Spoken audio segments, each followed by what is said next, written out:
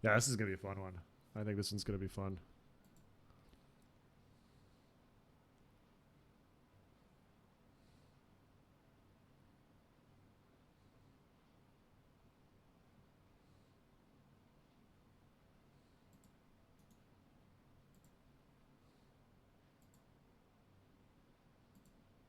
There we go.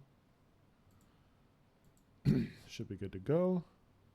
Make sure everything's working properly.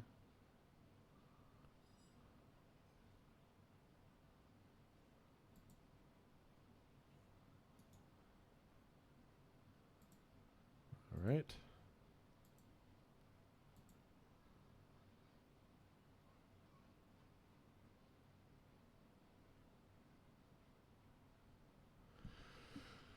What's up, everybody? How's it going? We're just getting set up. So Nyce and I were running through what we were going to talk about today, and then he's getting everything set up on his end. So we'll be starting here shortly.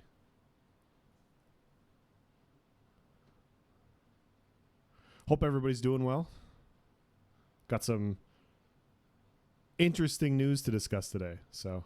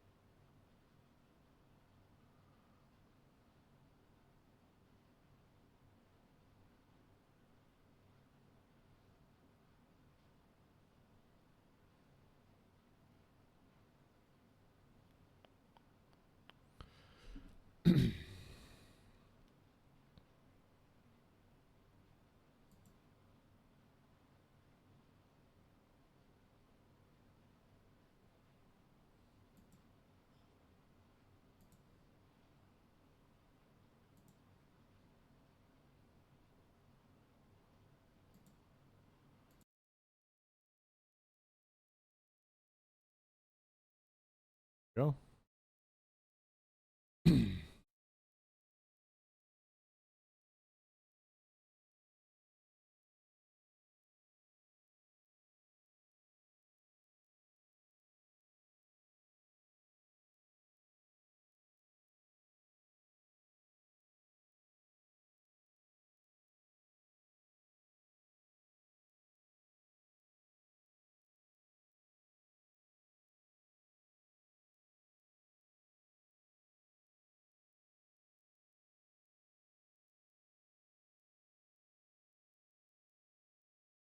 All right. I wonder if Nice is set up yet or not. Should be soon.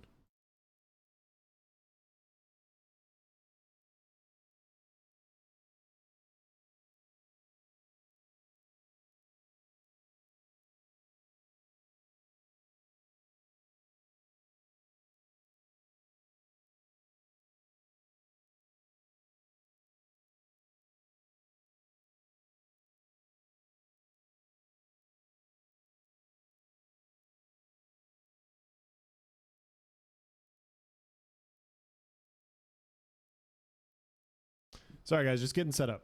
Just getting set up. Sorry for the slight delay here.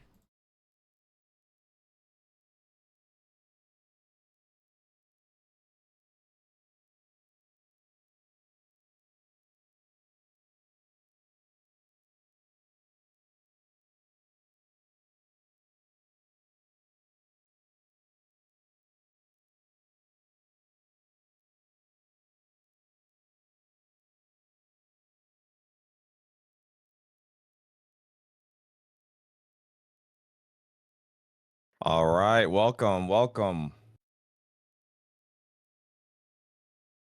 to Ashes of Creation, Voices of Verra live stream podcast featuring Is There No One Else? Let's go. Welcome on in, Arctic. Welcome on in, Nepti. The best Ashes of Creation podcast. Let's get Steven in on this. Dude, we can only hope one day, huh? We can only hope. I am here with Is There No One Else as usual. Today's gonna be a big day. We got a lot of exciting things to talk about, things we got set up, and some things we're gonna surprise each other with. And we are on the heels of a big announcement that occurred today. So you guys, I'm sure a lot of you avid followers of Ashes of Creation already know, but there was a big announcement pertaining like I guess Alpha 2 and things like that. So yeah, we're gonna dive into it. For everyone that's watching this at a later date, I truly appreciate you. Arctic, when we're gonna get you on the podcast, you know what, dude, that would actually be a good idea. We got some people in line for special guests, and I think you should be one of them. Be sure to DM me tonight or whenever you'd like, and we can set that up for a future episode. But yeah, is there no one else? Are you here? I'm here. What's up, dude? What is up? It's a good one today. It is a good one. So here, I'm gonna be sharing my screen here shortly, chat. Whew. So, is there no one else? Actually, just posted a video on the news. If you guys want to check that out, it's on his channel. If you want to check that out later, discussing this big news, and I'll actually let Else kind of lead into the news while I bring up the article on my end. Sure. Yeah. So it was. I'm not gonna lie. It was kind of a bombshell that hit right before we were working on our podcast. So it kind of nyce sent it to me, and I started taking a peek. And long story short, come what was the date? September 13th is the unannounced September pre-order packs that will be Ashes of Creation's final pre-order packs. And so there's a lot of speculation about this because it says here, we'd also like to inform our glorious community that the unannounced September pre-order packs will be our final. More information regarding this can be found in the frequently asked questions at the end of the article. So if you go all the way down, if you guys want to read it, feel free to check it out.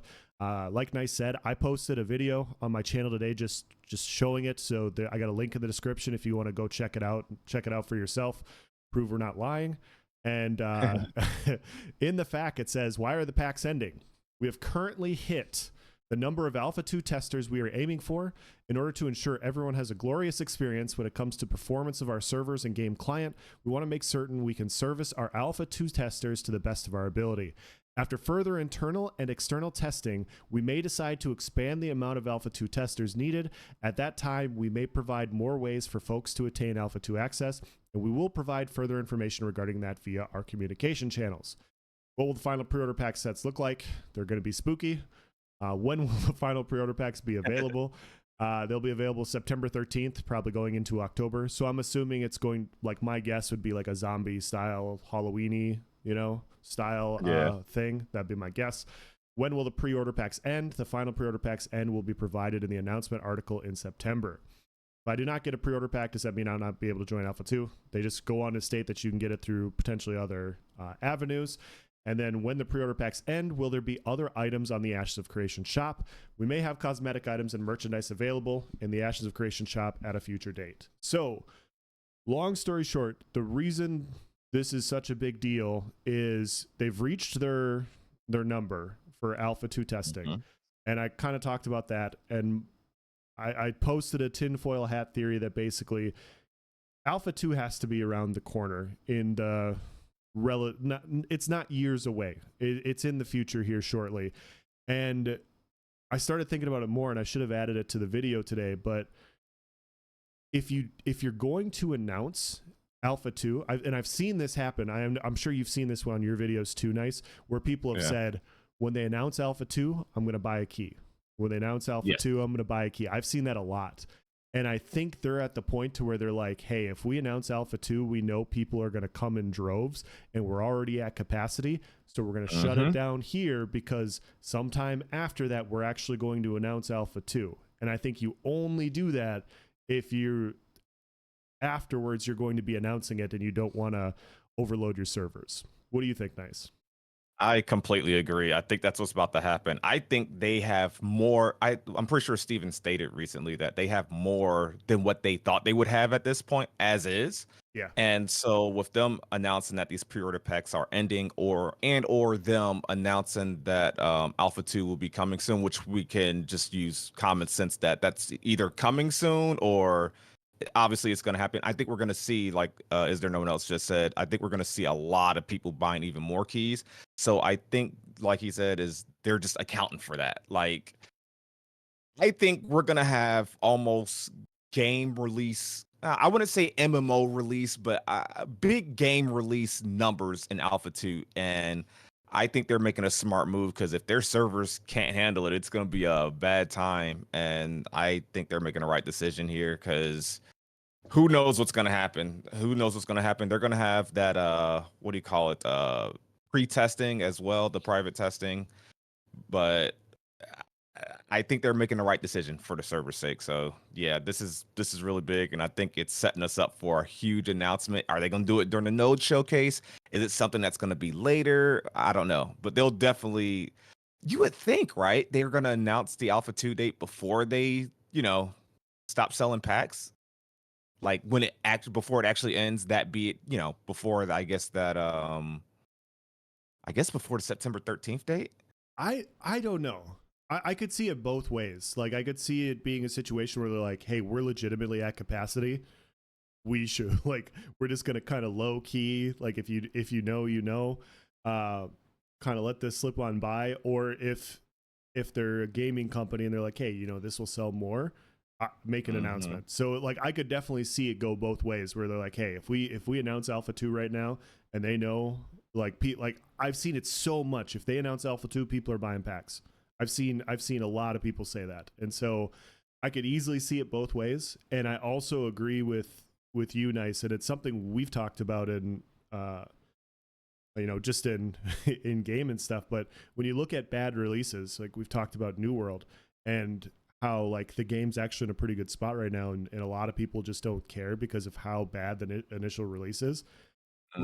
Regardless of this being Alpha 2, and I think like people should have the expectations that it's an alpha and there's going to be issues, but they're not going to. Like they're like that like that's going to go out the window and people are going to say whatever they want to say. And I think Steven and Intrepid know that, and they're trying to make it as clean as possible for alpha. Oh yeah. So that they don't have those issues. We see a lot of games these days hide behind that early access facade, as I call it. Like they want to release something half baked, but they don't want to take full blame if that product is bad. So they go into something called early access, early release, or whatever. And it's a smart development move as long as the product is playable, because you're getting more funding that way to help expedite that project. The thing with Ashes of Creation, and probably the thing with most MMOs, is that you get one shot at release. And as you just mentioned, New World had the most horrid MMO launch I've seen. I didn't play at launch. I was lucky enough to play back once Brimstone Sands released, just like you. That's when we started playing, and we heard horror stories of the launch. And it will go down as the most disappointing MMO in history, despite all the changes and adjustments and things that they've added. People are so scarred from New World's release that they are not willing to give it another chance. They will never touch that product again. And it may not be fair, but I got a feeling that, well, it's not even a feeling. And I think Steven knows this. I think Intrepid knows this. There's so many eyes on this project. People have been waiting on it for so long that Alpha 2 is almost going to be judged as a finished product when it releases. Even though it's for testing, even though a lot of features are going to be missing, even though everything is just for mere feedback from the community, Alpha 2 is going to release, and then people are going to nitpick and criticize. They are not going to look at this as a true alpha. Another issue with that is games these days, they don't use alpha as alpha, like, or beta. It's like they have the finished product. They just want to see if there's like some small tweaks they need to make, balance in numbers, if people find little glitches. They don't do true alphas and betas by definition anymore. Like alphas are like nearly finished game these days. They're essentially just play tests, right? So I think that's something that Intrepid is going to prepare for and should prepare for. We know they are. This is why they're not rushing anything out. They're going to take their time, which is really good. I think I don't want to speak for you. I want your answer on this in a second, but I think I speak for most of us when I say that we are willing to wait longer for something good than to get something rushed, get it here. Let's say Alpha 2. Oh, by the way, Alpha 2 is next month. And then we get our hands on it and it just disappoints us. 100%. So yeah, like I just think we're gonna have patience. I think Steven's gonna have patience. I think Steven saw the New World release. and seeing what a bad release can do to an MMO's reputation. But I think he also, which I think we avoided with open development. He saw what happened with Thorn and Liberty's alpha, beta, whatever that was. I think it was their beta. I think he saw what happened with that, and which we don't have to worry about surprises because of the open development. But, anyways, long story short, people need something sure. People need to believe that what they're getting is going to be good, and Alpha 2 is going to be looked at as an MMO release. What do you think? I think it will too. I think it's unrealistic to expect it to be a full release, and I will say that everybody listening to this podcast, like, we should approach it as it is. It is an alpha 2. We'll be testing different skills and abilities, providing feedback, trying to find bugs and these sorts of things. But that doesn't matter on YouTube and on Twitter and on Twitch. Yeah. There's going to be so many people that have their own initiative and they have their own point of view where they want to get their story across, and they're going to say whatever they're going to say. And that's going to be the disappointing part about it. It's because you can just see it from a mile away from a few different points of view as to what's going to happen. Yep. But it is what it is. Like, people are going to be people, and yeah, I just hope, like, the main thing that I hope for is the performance is fine, Yes. and it's not too buggy. As long as we have those two things, like, it'll be a lot of fun. So. I want to delve into something, a small tangent you did there. Something we haven't really talked about, I don't think. Pre-existing agendas and motivations. So, speaking of this MMO Alpha's release, I think, like we just went over, a lot of people are not going to look at it as an alpha, right? Right. So I think people that had pre-existing notions of the issues with Ashes of Creation, people look at it as just a pure PvP MMO. People think this is going to be an issue, that's going to be an issue. You will not like Ashes of Creation. We've heard this message. This game is not for you. It's bad, and you're just going to be walking around doing your crafting and get PK'd all day with no penalties. I think this is also going to serve as a tool for people with ulterior motives where, say corruption is not fine-tuned. Maybe corruption penalties need to be heightened on day one of Alpha 2 testing, right?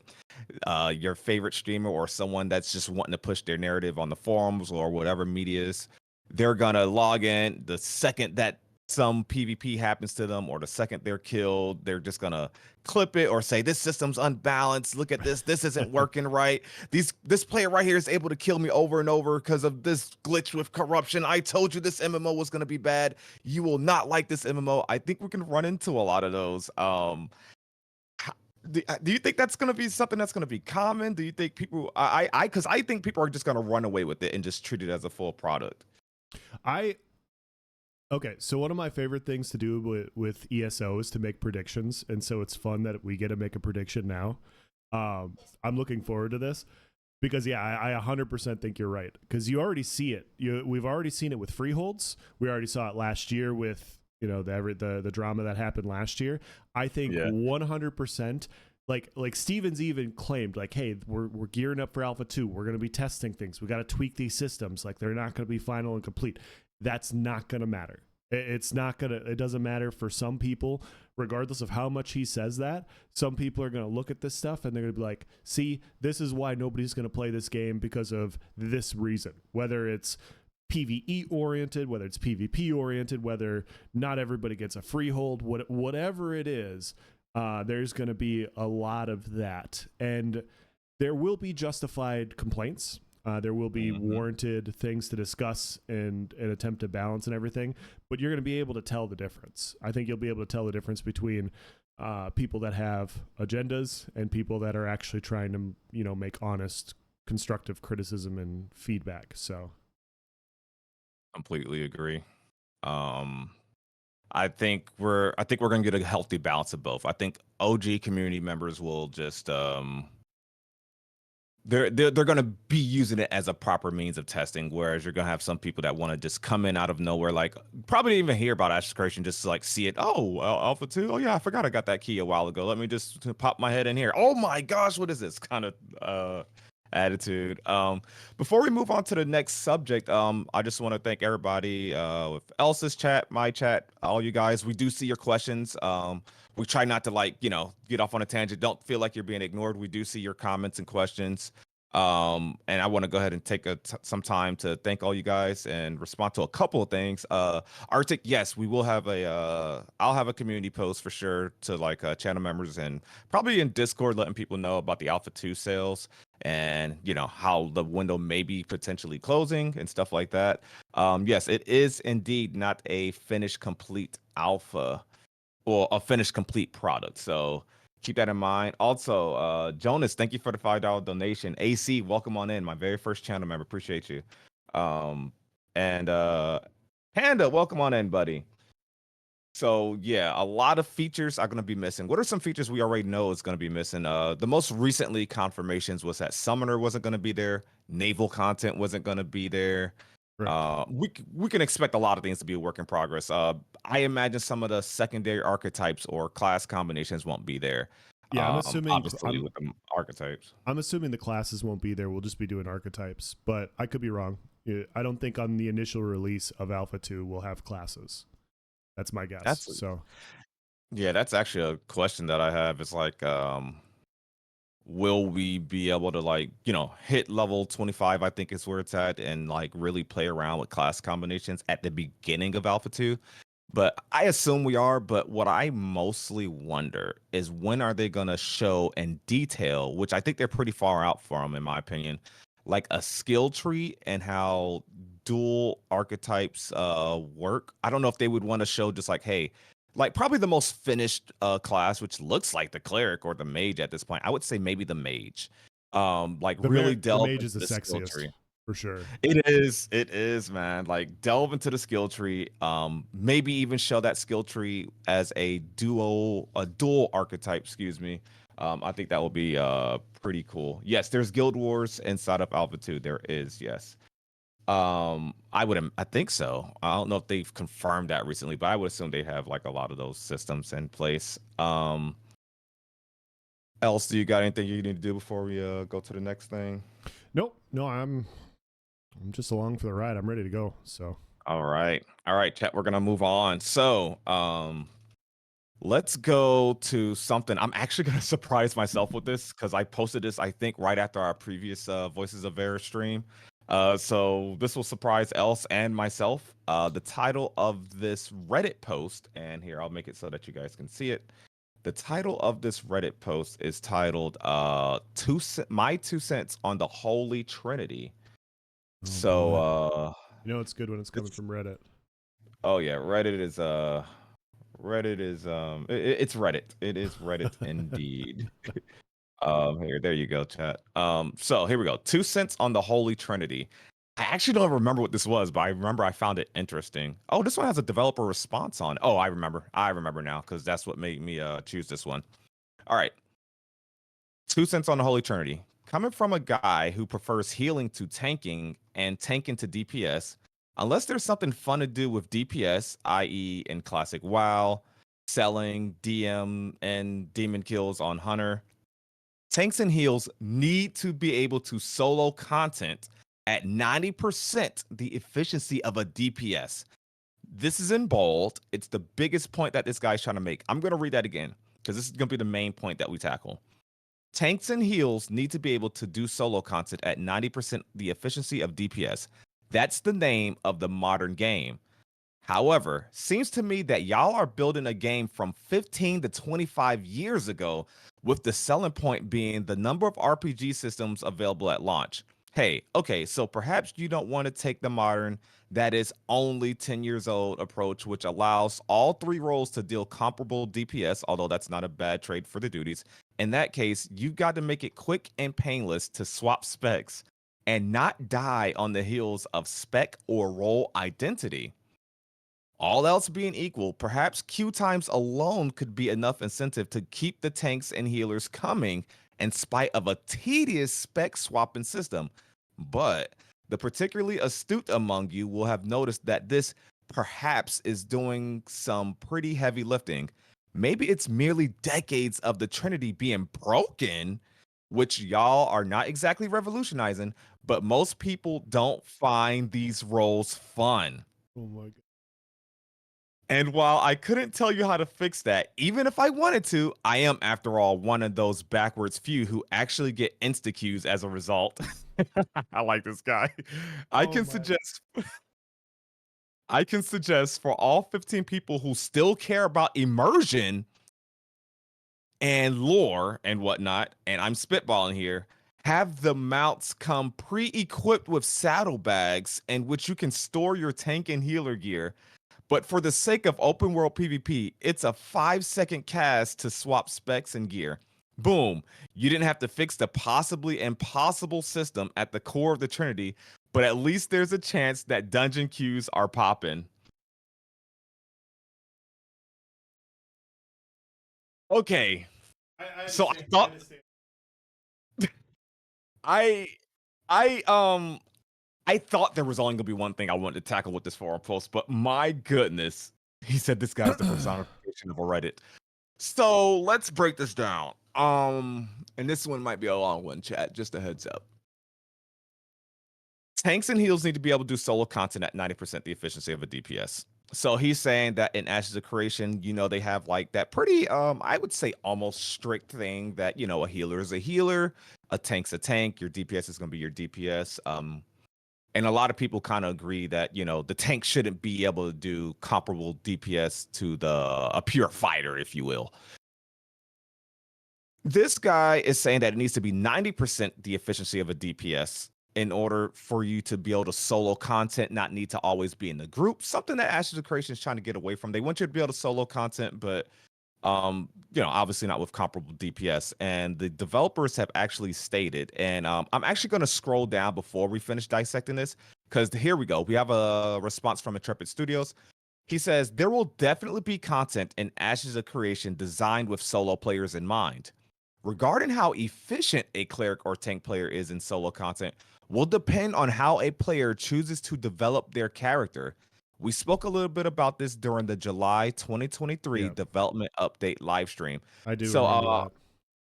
they specifically spoke about this, like a cleric is going to have DPS skills. The cleric showcase was just merely showing off the heals. Like that was the main thing. And even with them just showing heals, you've seen how many skills they had to slot, right?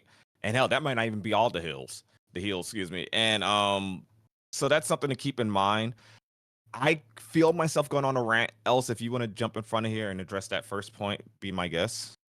Okay. Deal with the So 90%. before we get into the actual subject, I just have to comment on this guy's ability to be passive aggressive in this post, because it is like he's got bold italics, like he is really quotations really driving home like just the needling home of the points that he's trying to make here. And Yes. and it worked. It definitely worked. I have a lot to say about this. So I disagree. I completely disagree. A tank and a healer should not be able to do like if you're a full-on healer spec, you should not be able to do 90% of the DPS. Should your healer class have the capabilities to do DPS if you have the right gear, you spec into the right weapons and those sorts of things? Absolutely.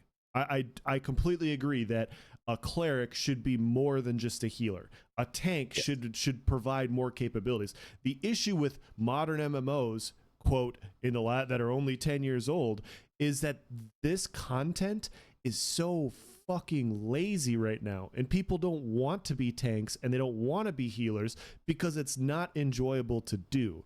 Like if you go on to, as an example, you go on a New World, it's just life staff and it's so freaking easy. It's so easy. You go into ESO and I could put on PvP healer gear and I can heal 95% of dungeon content. Yes. Because it's super easy. I can tank heal like 90% of dungeon content. I can fill out 2 roles with one character. And I could do almost all the hard modes. I don't know the new hard modes, so I'm not trying to say I can do all those because I don't know them yet. But that's how ridiculous it is. And so I get his point of view. That's the way these games have been. But which game in the last 10 years are people really banging the drums for, saying it's great right now? You have Final Fantasy, Yeah. classic WoW, which is classic WoW, which is 20 years ago WoW. Um, BDO has had moments. I don't know where BDO is at among the community, but some people like it. I guess some people don't. But yeah, no, I disagree that they shouldn't be able to do 90% of the DPS. Yeah, that's a problem in the Elder Scrolls Online specifically, in that it's a one size fits everything. One person can do literally everything. Um, we just have that issue where, like you said, we don't change gear to do our daily dungeons. We don't change gear to even do most vet dungeons. Most hard modes probably don't need to change anything. This one size fits all, everyone can do everything, is the reason that group play has become more seldom. It's the reason that the Holy Trinity is just a joke on most of these games. New World especially. I like that you do a little damage as a tank in New World, but it's like let me play devil's advocate here, because Sure. I get this guy, because like I plan on testing tank in Alpha 2. It's probably not gonna be my first archetype, but I want to test it. I want to see what it's like, because I feel like it's very important. And as you guys know, I've done a couple of videos on like what's the tank's role in PvP besides the generic CC and stuns. I would like to be able to solo some content, maybe like no group based things. I feel like I should need a friend. I feel like I should be able to have to message else like, dude, I need this shield from this dragon or this dungeon troll, and I just can't out DPS him before mechanic X comes in. I need you to hop on. I want Sure. to need that as a tank. I shouldn't be able to do that. Should I be able to take down most content? Should I eventually? Yeah, I should have some damage. I want the tank to have some damage, not to the point where it's broken, because being really tanky, and else knows this is how I do most of my builds in games, like being really tanky but barely sacrifice damage. I feel like when you don't have to make sacrifices on builds, that's when you lose the identity or the goal of that archetype, the goal of that 100%. role.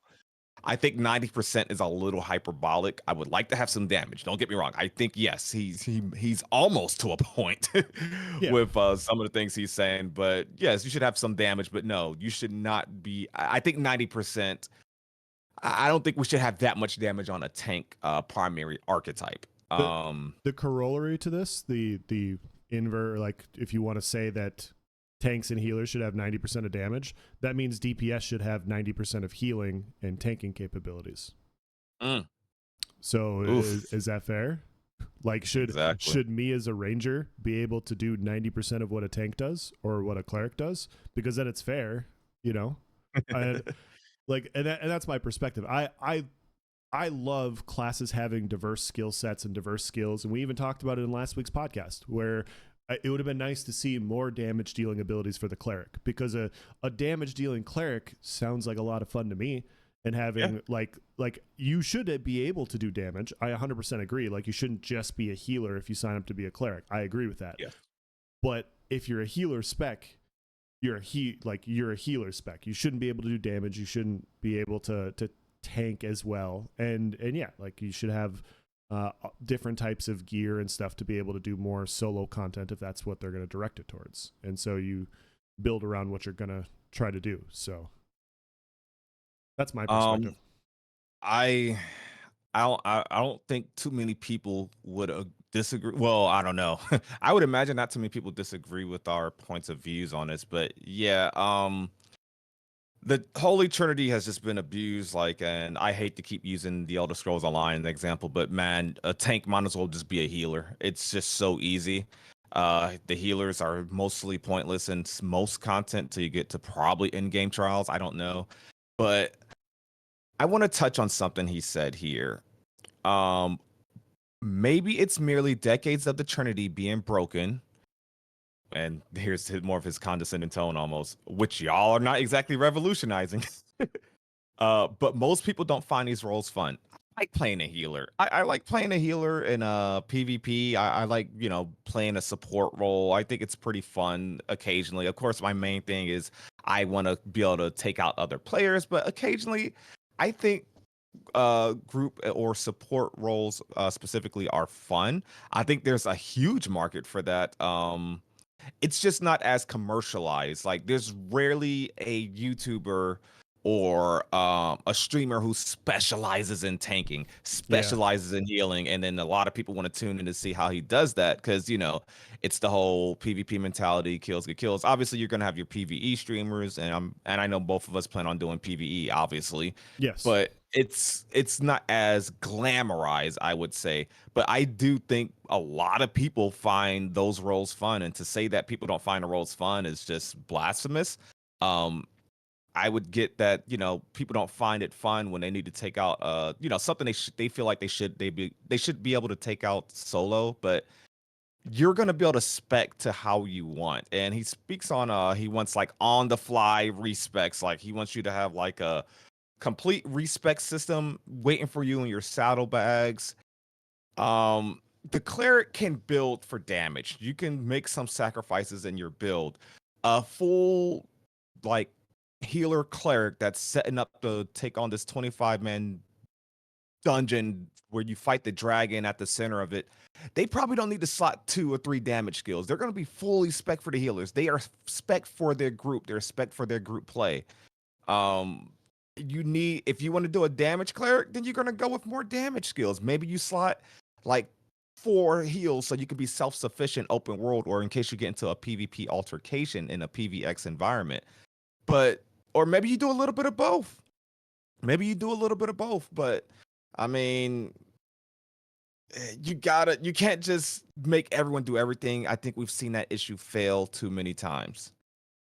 I will also say, talking about support classes, I've been playing Elder Scrolls I played it for a very long time. Some of my most fun I've ever had playing the game is being a tank and tanking Dragonstar Arena at 250 CP, because I was like the only one among my friends that could actually fully tank. And it's funny now because like Dragonstar Arena now is really, really easy, but at a point in time, tanking Dragonstar was not the final boss, and pulling the ads and everything was not an easy feat to do, and you actually needed somebody that could do it. And so I was getting all of the weapon drops because people would get to the final boss and they were like, we need a tank that could do this. Oh, else can do it. And so then I would hop in and I would get free drops, and it was fucking great. And then I was doing trials. I tanked most of. I didn't finish the final boss for the Dromothra skin as a tank. I did that as a DPS, but I got to the final boss. I didn't understand the. Yeah, we don't have to talk about the phases, but I've had a lot of fun tanking different trials. I've had a lot of fun tanking different things. The issue that we've had is the power creep that has happened in the game.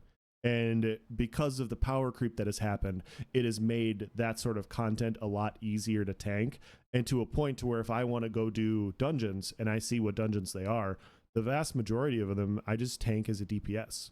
And I go, okay, well, I'll draw aggro. I'll put on a skill that draws aggro, and I'll make sure nobody else takes any damage because that's my role as a tank. And then I'll deal damage. And then we'll get through this. We'll fly through it really fast, and we'll move on about our day. And yeah, I completely agree that the Holy Trinity is not really existent, and I don't think they're trying to do a Trinity because they also have bards and other types of support classes and stuff like that. But I do think that roles should be at least primarily, with their intent. Yeah, tanky damage dealers have a way of like upping time to kill, and upping time to kill makes things unfun. Tanky healers do the same thing, and it ups time to kill, and it makes things unfun. The game needs to be fun first and foremost. Yes, and then whatever happens after that, it happens. So, completely agree. I think, I think he needs to get out of the. I think he's just gonna have to get used to it. I keep using the same analogy almost, but the one size fits all mentality. There's a good discussion to be had here. I think he went about it the completely wrong way. But even the discussion that he wants to have, the developers already addressed that concern about being able to like do something solo or whatever and being able to deal damage. It's really about how you spec. So I guess we could leave it there. As far as his last suggestion, the last part there, being able to just switch on the fly. New World has this. And Yeah. tell me what you think about theory crafting in New World. It's not that intricate. Yeah. It's not that intricate. And I am not bashing the game. I thoroughly still, and you guys can sign off if you want when you hear me say this.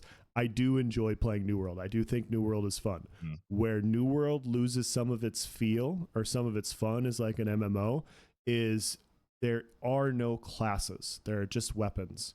And although the weapons feel great, you don't have that MMO feel of like I'm a ranger or I'm a Yes. sorcerer or I'm this. You don't get that feel in that game, and so it's just it's not a bad thing, but it you get that the class dynamic is just so much different in other games where you feel the power of a specific class and what you're doing, and that is lacking in that game. And so just to be able to switch on the fly, I think you should be able to switch, but I don't think it should be as easy as like switching weapons or having a scroll on you or something like that. That's my perspective. So I get that, and I agree. And I think coincidentally enough, New World in its last patch actually just made that quicker, like even quicker. Like you barely got to be out of combat for a certain duration or something to that extent. But yeah, they made that even easier. Someone in chat said something very something that I liked, and they said that switching on the fly cheapens choices, and I yes, think that's true. It I agree with that. lessens that sacrifice you had to make, and I really like what they said there. Um, Before we move on to the next thing, I got to give a big shout out to Arctic. So Arctic gifted 20 subs just now. Wow, there you go. Like, holy crap! Welcome on in, new channel members. Thank you so much, Arctic. I truly appreciate the support, my dude. I really I don't even know Appreciate it, what. Arctic. Yes, Arctic is so kind that I don't even know what to say to Arctic. I'm like I gotta say more than thank you. Like he be having me wanting to think of new ways to appreciate him, but I appreciate that. Yes, Else is a new channel member. Yes, Else's membership renewed. Also, if you guys didn't know, you could just opt in for free gifted memberships. I forgot how you do it on mobile, but I know the options there. Appreciate you guys. Appreciate you guys supporting me and Else. I think. Well, let me not. I was about to speak on something else has in the workings, but I'm not going to do it. But just know that we appreciate you guys, especially on our Ashes of Creation journey. Whether you joined us from like an Ashes video or from the ESO community or a little bit of both, we really appreciate all you guys being here. Um, you know what? I want to give a random shout out to Else. Can I just say something really quick, chat? Oh Else no. don't know I was going to do this. I just want to give a random shout out. So I think there's a lot of good podcasts out there. I think there's a lot of good content out there. Something that I like with Else is that we never have to really rehearse things. Like we put like topics in chat and then we just kind of spitball. Really, the only thing we ever discuss is like, okay, what are we going to discuss first? That's it. That's like, what topic are we going to do first? And then it's just going from there. Like I feel, and someone in chat, you guys in chat, let me know what you guys think, but this is how I view the podcast. And you've seen me actually do this, but like I feel like each talking point is almost the quality of a video in itself, if that makes sense. Like our discussions like in themselves are almost like obviously it's content, but it's like content. It's, if I could use that weird term that I just made up, but like it's just always a good talk. It's always a good talk. He says, yeah, for real. But yeah, it's just good energy and synergy rather. But yeah. I appreciate that, man. Um Thank you. Yeah, I feel the same way. I feel like this is really easy to do because we both just kind of bounce off each other well. So yes. So um our next discussion can is I from L. read one comment real quick? Oh yeah, please. Yeah, so we got one from Cyber Psycho. He says, tanking and healing I find the most fun in an MMO, especially when it's community-driven game. As long as Cleric has some sort of spec that it's solo capable, I'll be happy, which to my understanding there will be. I completely agree with that. I agree. You should be Yes. able to build into each thing. And I do think when done well, support classes are fun. It's just you have to do them well. And that hasn't always been the case. So, Nice. Thank you guys so much. yeah, thank you guys. Oh, Arctic says something different. He says switching on the fly, in my opinion, is essential. Oh, hot take. Okay. Not hot take, but I like that. But yeah, I get that. I think there's pros and cons. I more so agree on the premise that it lessens the build choices. Now, I would like to see that switching on the fly isn't easy, but possible. Like I don't want to be able to hit like Ellis was saying, like a scroll or an item in my backpack and completely switch builds. Now, switching skill points, like let's say I'm doing my gathering or I just finished a dungeon.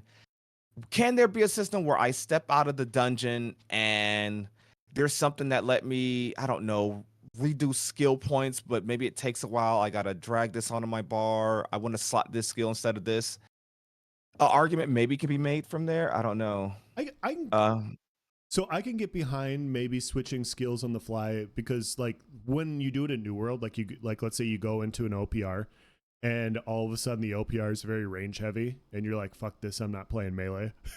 And you can yes. you can just switch on the, like, I do like that you can switch those things, but I will just say if you do that, you have to also keep like your class structure, like still having your class be your class is still valuable. So I can meet in the middle. I don't I have can to be compromise. rigid, so I'm okay with that. Yeah, I can compromise more so obviously on the side of not being able to allow it. But yeah, skill changing, fine. You got the skill points, you just drag one skill to your bar. I'm pretty sure that's gonna be allowed. I can't Yeah. see no reason not to. That's not something you really got to commit to, right? It's not changing your secondary archetype. Um, I don't want no one button you change out of your farming light armor gear to a heavy armor, more defensive build. It re-switches the amount of points you had into your health that you would normally need less health in PvE. Like too many dramatic build changes. If there's like a quick thing, oh, you know what? If you can get out of combat for 30 seconds and there's some sort of skill layout that you can do, I might be okay with that. Yeah. If it doesn't like one button change your gear and your this and that, I don't know. I think the safer route is to just not allow it outside of like skill changing, but yeah. But yeah, one weapon, it swaps your weapons and your gear and all that stuff instantly. Jeff in chat says guild leaders, Nyce and else. Who gets the flying mount of the guild? Uh I'm more than okay coin flipping or just giving it to somebody. So my point of view is let me ride it once, maybe, and then somebody else Yeah, can. Like, I got the exact. Let me just do it once. Let me just get some footage in it. Let me just enjoy yeah, the moment. yeah. We'll just pass it to the rest of the guild. I don't care. Yeah. Okay. I say that Flying now. mounts will be very rare. Actually, we have I actually put in a topic today or yesterday about flying mounts. We're actually gonna discuss mounts and flying mounts. It's a little niche of a discussion, but I think you guys will like it. And welcome on in everybody in chat. So we'll move to the next topic really quick. Sure. This one's from Else. I'll let him take the lead here. I haven't read this one yet, but from Yeah, the title, I'm enticed.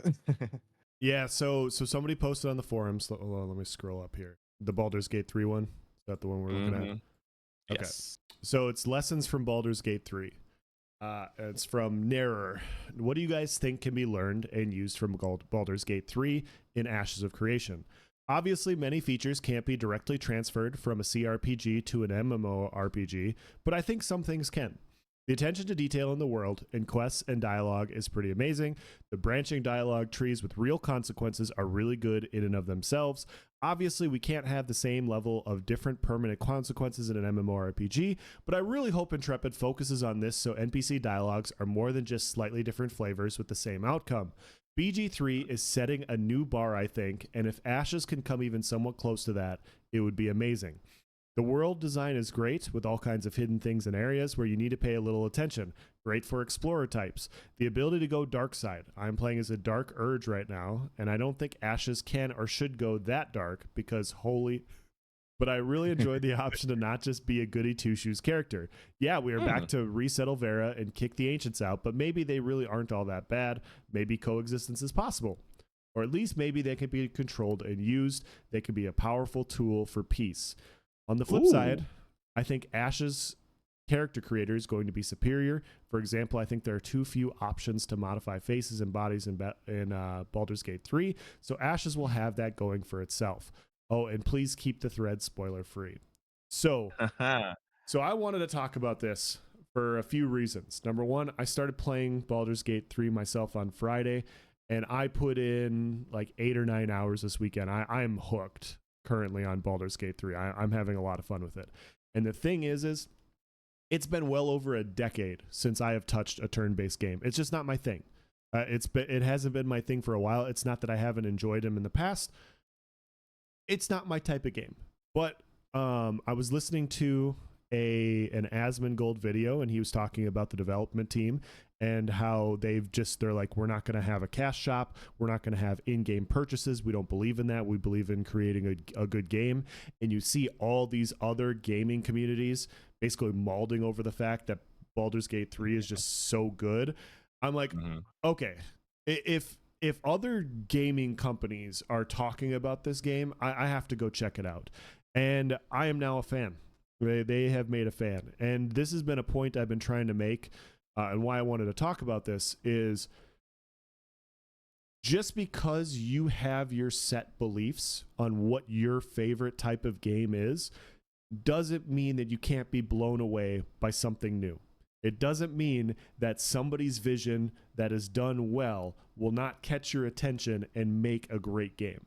Because I had no intention of getting this game. I was paying attention to it. It's been like our buddy Sawman did a video on it in beta, and he said it was great. I bought it the day it came out because I was like, you know what? Whatever. I'm going to try it. And now I'm hooked. And I think the same thing can apply to Ashes. Like, if you're a PvE MMO guy or you're a PvP, like whatever your background is, it really doesn't matter what you think the game should be if the game is done well, in my opinion. And so that's kind of what I wanted to talk about. I love it. What a great, first off, shout out to this guy. What a very well and enticing post here. I really like everything he said here. First off, I have not played Baldur's Gate 3. It is so weird. So I haven't played Baldur's Gate 3, but it's a game I'm recommending to everybody. Does that make sense? Like, I'm like, dude, go play that. You're going to love it. It's like, I haven't even played it, but I watched so many videos on it. I don't know why. I'm weird, even though I don't probably plan on purchasing it. It's a game I know I'd like. It reminds me of that Elden Ring-esque vibe that we got last year when it released, where it's like one of those wins for the gamer. It's one of those games for the people. They didn't do no over monetization. They didn't release the half-baked product and release it in DLC later. They gave you a full feature complete game. And you know what? You know why this surprised me? It was a game that was doing early access. Sawman UK, like you said, covered the game in early access. And usually games in early access, they get better and better and better. And then it's like, okay, we're ready to release. Maybe they add like 2 or 3 characters or something like that was missing. And that's the final product. And you're able to purchase it. This game, it did their early access. And then which was already good. The game was already good. No one complained about the game. They did that, and then their final product, my goodness, they just blew it out the window. And it is just receiving all the deserved praise from what I can see and from what I can tell. It topped the charts. Someone in chat, if you can get me the numbers, or I can pull it up here on stream. They peaked at like 817,000. Like, I just know they're in the top 10 of all time concurrent Steam played games. Yes. Something like that. Like, broke records. And like, it is a the very amount of niche love. style game too. Yes. It is not one of those genres. It's not a new Call of Duty. It's not from a AAA developer. It's one of those games that just, I would say, almost came out of nowhere, and they are doing it right, and it really shows. And you would think like games like this, games like Elden Ring, the publishing companies would see this and be like, you know what? We spend all this time trying to monetize and get a lot of money out of our consumers via paid things, loot boxes, and DLCs, they need to realize, and I don't got the exact statistics to back this up, but I think they need to realize they can, if they deliver on the product, like actually put work in for a good product, the sales and the interest and the word of mouth, because obviously that's the only reason I know about this game and think it's great because of word of mouth and general public and player perception. If you just put in the work, your sales will carry you, and you don't gotta crutch on the gotcha tactics, the couple of people that buy the DLCs, Pay for convenience. Yeah. pay for convenience, all that stuff just to keep people hooked so you can get that long-term money. No, focus just on getting those sales and making a good product first. Yeah, there's so many aspects to this game that traditionally I am not a fan of. Like, I'd rather do action-based combat than turn-based combat.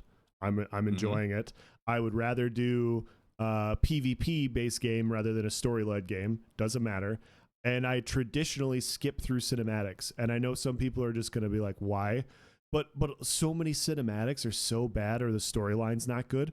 I have not skipped a single cinematic because my choices in interacting with each person changes how they're going to react to me, and it changes the story. And so I am hooked on how I'm reacting to these and like how I'm getting actionable responses and deciding things. And it's a different kind of fun. Like I'm having a lot of fun playing it. And that's the thing is when a game is done well, just like you were saying with Elden Ring, I never played an Elden Ring or a prequel to before Elden Ring. FromSoft game. Yeah, that was my first FromSoft game as well. But I enjoyed that. I didn't finish it, which other people yell at me for too. I went back to ESO. but yeah, like every once in a while, a game comes out that's just done really well, and you may not like the genre, but the game's done so well, you're just going to like the game. And I feel like Elden Ring was that. I feel like Baldur's Gate 3 is that right now. And I think, if you look in the past, I feel like Fortnite was that at one point in time as well, where it's just like it kind of changes how people like development team doing stuff for the gamers. And my stance now is when those types of games come out, I'm going to support them and I'm going to give them a shot. So I love it. That was very well said on your end. I think that game, I was watching you stream it the other day. I just think that game is going to be it.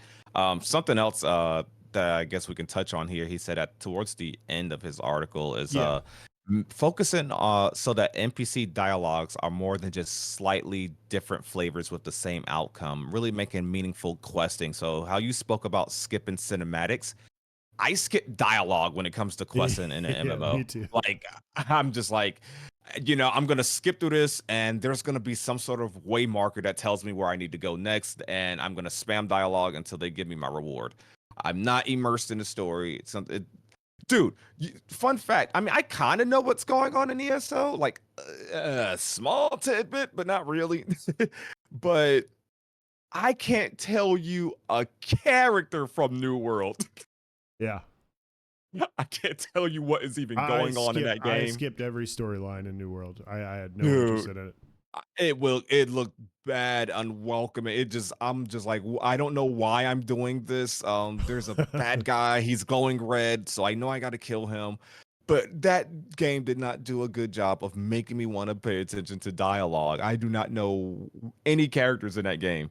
Yeah. And I am going so hard on Ashes of Creation. I mean, hell, this is the first time in my life I've done this much interest or had this much interest in something before playing it, like done so much research before playing and stuff like that. Ashes, I want to go geek. I want to be a lore geek. I'm going to listen to the dialogue. I want to really be up on this stuff because it actually sounds enticing. And I hope that, and that doesn't mean that they can just go lazy because I'm excited for it, right? I hope that they do it quest dialogue, and quest interactions, do it in a meaningful way that really absorb me and really make me care. And just on another little subject, I think that's what the story arcs are gonna be. I think the story arcs are gonna be that on steroids. So I look forward to that. Yeah, the main reason I wanted to bring this up is because, first of all, we should get. I wanted to give accolades to Baldur's Gate and let people know, like, if you're on the fence about potentially purchasing this game, I have nothing but good things to say about it. And as somebody that doesn't enjoy these types of games, it's like I wouldn't just sugarcoat it. I think it's definitely worth playing. And on top of that, like you and I see this all the time, nyce, on the forums where people are like, nobody's gonna play this game. Nobody's gonna play this game. They're not gonna play this type of game. Well, if it's done well, and they're paying attention to detail, and you see it with freaking craft bags and craft bag design, like if they're going to that much detail, there's a good chance a lot of people are really going to enjoy this game. That's all. And so every time I see these criticisms, it's like, you got to look at the bigger picture. I mean, this is pre-alpha 2, but they're hiding so much of the story. Like, they don't want to tell the lore, they don't want to tell the story, because they want you to discover it. And I feel like everything they're doing so far has been awesome.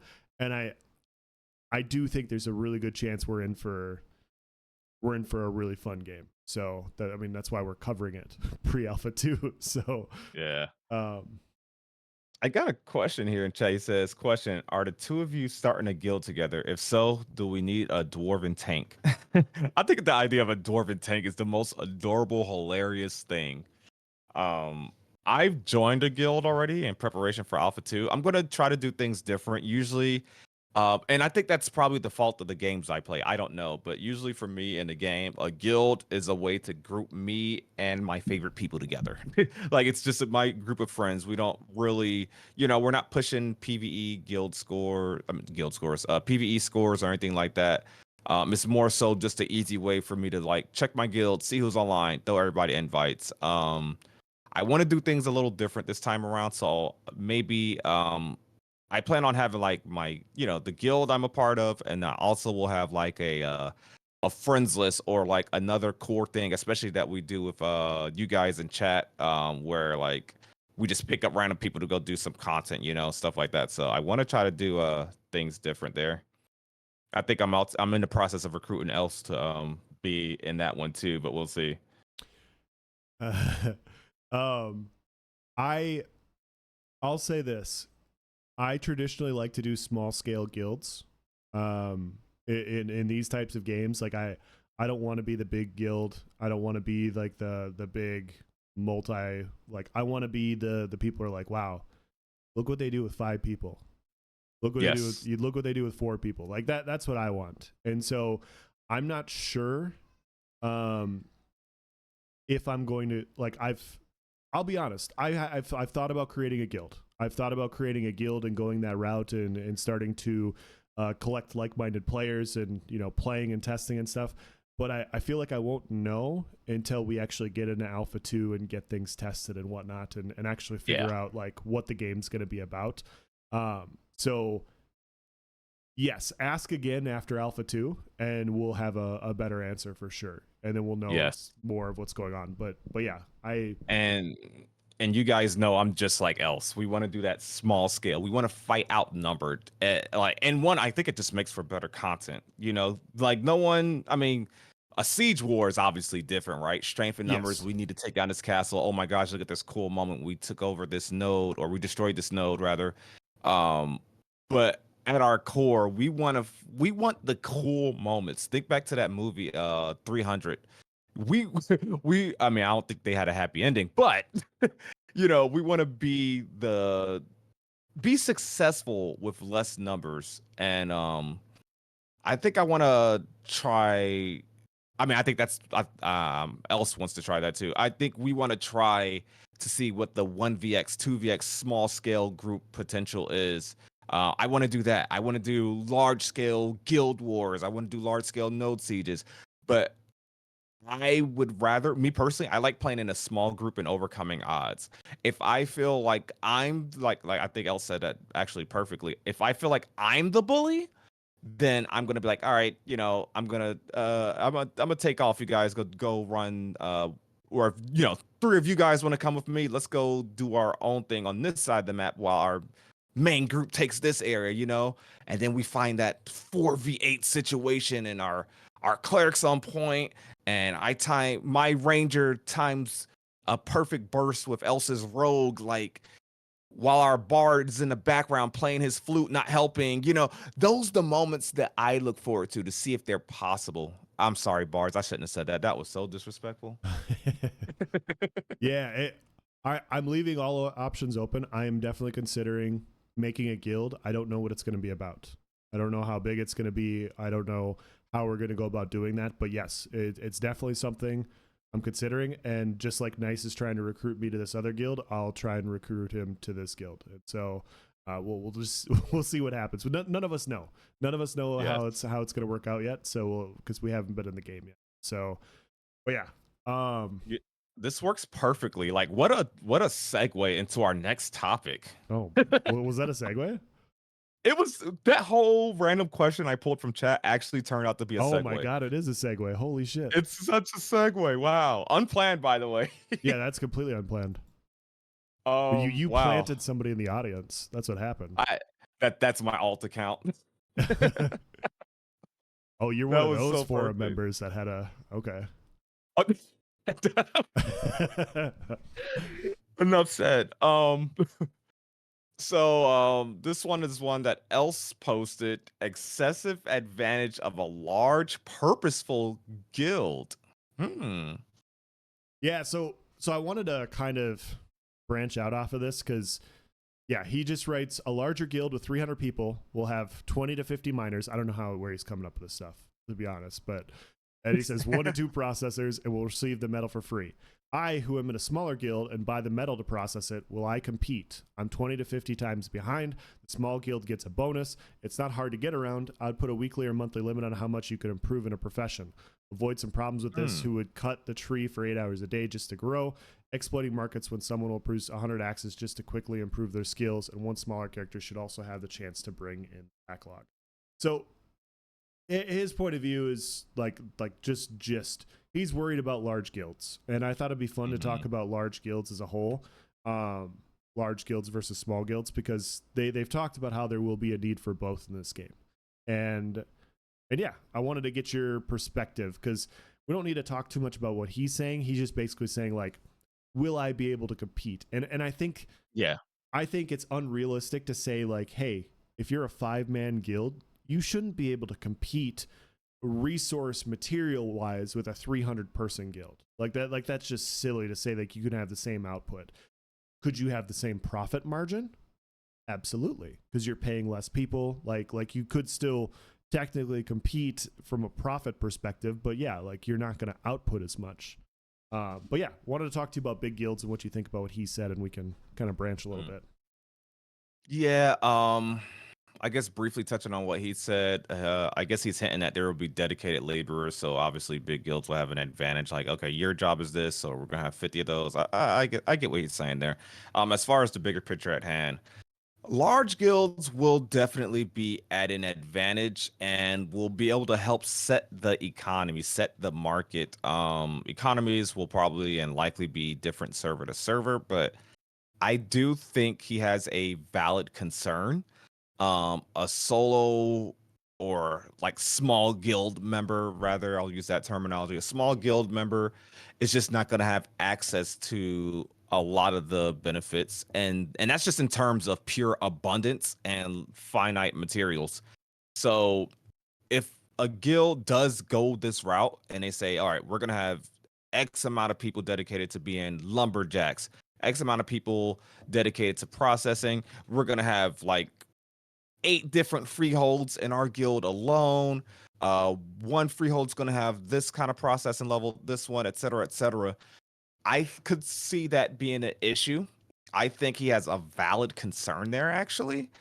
But I think that's just any game, and I think that's just IRL as well. If we want to go that route, like there's just strength in numbers. The bigger alliance, the bigger group, the bigger social organization, or whatever, however you want to call it, they're just going to have the advantage. Like Walmart having access to its resources compared to the small mom and pop's antique store down the street from you, they don't have access to the same resources. Exactly.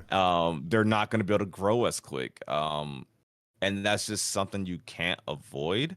However, this ties back to that if you don't like something, change it. mentality, maybe instead of being that, well, stay in that small guild, but maybe you start recruiting a little bit more, get yourself up to that medium range, or maybe, just maybe, you find enough people that are just as pissed off as you, and they're tired of this guild locking down this area where all the highly sourced rare lumber materials or finest of ores are located.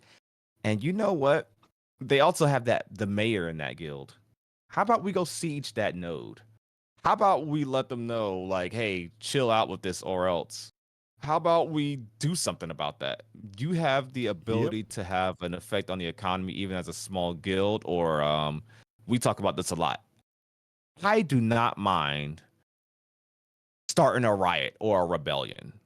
If I see things on my server are getting depressing, I've told this story before in New World.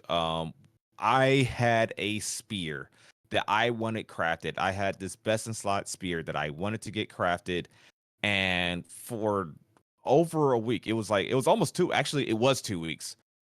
2 weeks where the largest guild on the server, who would have had they were the only ones that could give access to this specific crafting bonus, and they had a couple of the towns locked down. Long story short, not gonna detail how the system works, but they made it so that they needed to receive a ransom, or else no one on the server was gonna get their stuff crafted. It was the most annoying and frustrating thing I've ever dealt with as a player in an MMO. Like, I'm talking everything. I'm talking about issues with the game itself or developers or anything. Me not even be able to get a shot, and you remember it's RNG crafting, so even once I did get the buff active, I had to succumb to R. But I couldn't even try for that best in slot spear for 2 weeks, Yep. and my goodness, it frustrated me. So if there was an option, which I mean, maybe you could argue was, but if there was an option where I felt like I can get to enough people together and we could actually have a chance at taking down that guild, taking over that town, and making that buff ourselves, and become the good guy that always has the buffs up for everyone, I would have did it. Yeah.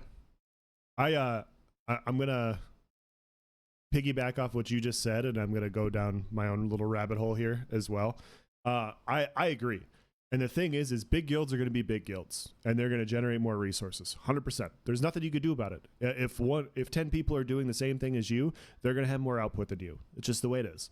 And you just have to acknowledge that, and then you have to also acknowledge, like Nyce said in the future, that if there's a guild out there of 300 people that all they do is farm all day, every day, you know whose door I'm knocking on first when that node gets attacked? You know whose guild hall I'm looking to take down first?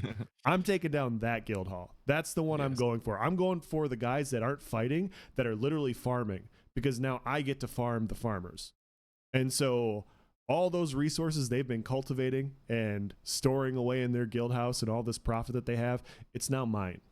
And so fine, go do your farming. Go make your profits. Like that's what the war aspect is. And in other games, you can't get away with it. You can't do stuff like this. Like you see it. I had a really good friend of mine on Xbox that got in deep with like the heavy gold, like basically the economy in ESO. Oh, And yeah. there's just so much toxicity among guild stalls and those sorts of things. And you have to have an in, and you have to not be a dick, or else the other groups will blackball you and these sorts of things. You can't fight on it. It's all diplomacy.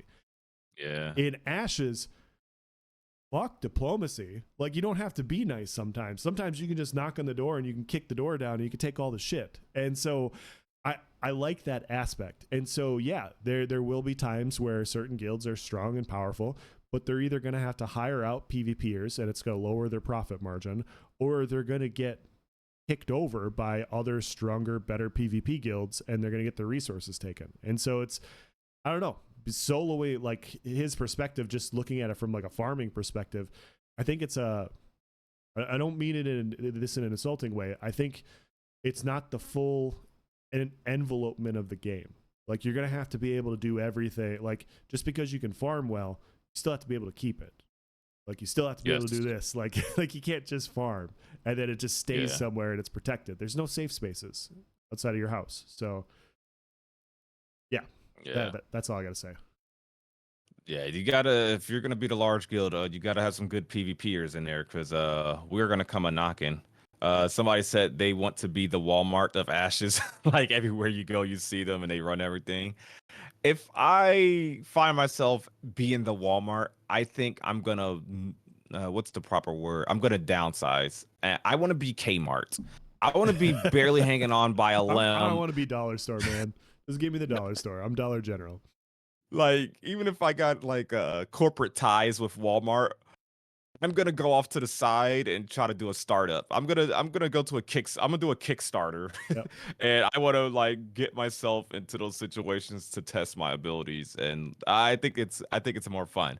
Like watching Star Wars would be a lot less interesting from the Galactic Empire versus watching the Rebellion. So that's something to keep in mind.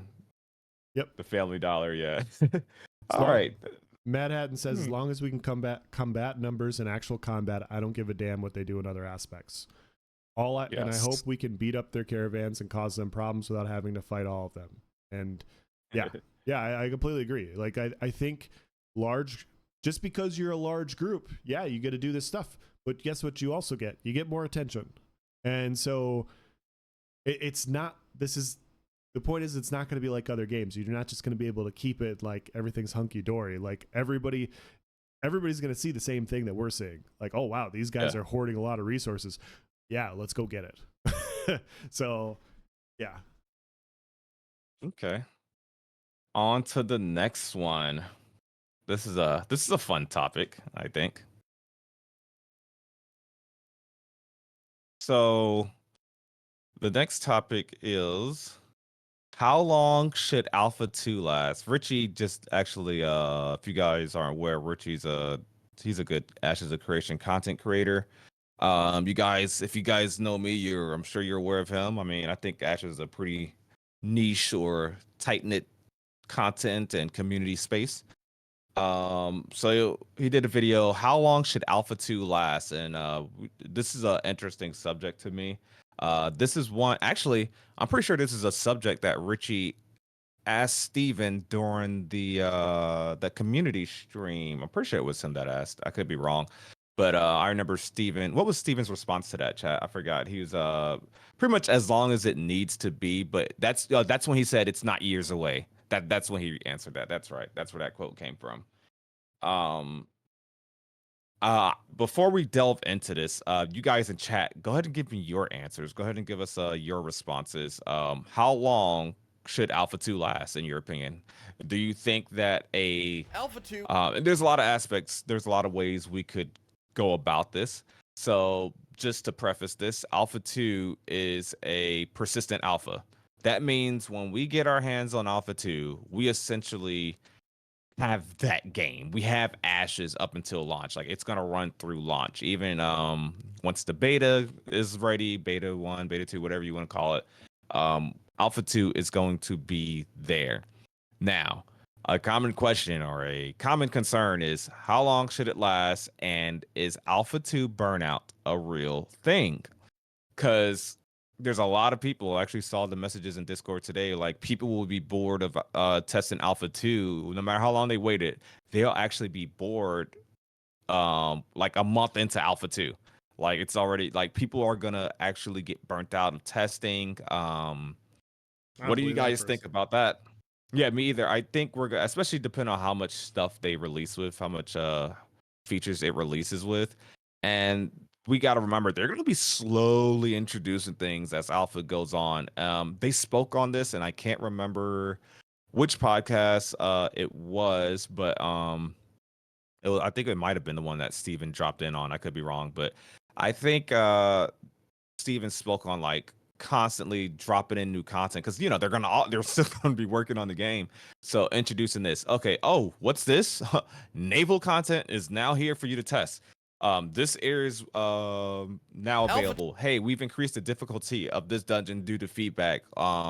Hey, we changed around the animations or the way this cleric skill works, and hey, we now have guild sieges or there's so much that keeps a testing period fresh in my opinion. And I don't know. What do you think as far as alpha burnout, or if you want to just go ahead and answer how long? I know I didn't yet, but if you want to answer first as far as how long do you think an alpha 2 should last, and how do you feel about alpha burnout? Um, I can see it. I can see that point of view. I think as long as they have a schedule for releasing things in a timely manner, like you said, like, hey, in this area we're gonna do a node war for this week. We're gonna go through the tests and make sure everything's working properly for this. Okay, and then the next week we're going to do this and we're gonna test this area and yeah, as long as they keep stuff refreshing where the alpha is refreshing content and they're testing things individually, which I think that's what they've talked about doing, I think it's going to be fine. But if they just release an alpha 2 and it's literally the game up to level 25 and it's not going to be this because they've already said it's not. But if it was like the game up to like level 25, yeah, you're going to get burnout. Because Yeah. like people are just like, well, okay, well, I've played the game up to level 25. And so I can definitely see burnout at that point. I don't think that they're going to design it that way. And I could be wrong. So Okay. And I think there'll be character wipes and stuff, so I maybe think they'll so be too. constantly refining that beginner experience, like when you first log into the world. You got different, even if you have your 1 to 2 archetypes, you know you're gonna play like you know you're not gonna play a tank. Maybe next test phase or that week before character wipe, maybe you roll a tank just to see how it is, just to test, just to give feedback. And that's something we got to remember. Like the developers, they listen to feedback right now. Surely, yeah, they make the forum posts. They're constantly communicating and answer questions. Imagine the developer feedback we're going to get during alpha 2 testing, because it's going to be true feedback with our hands on it, not just from what we see.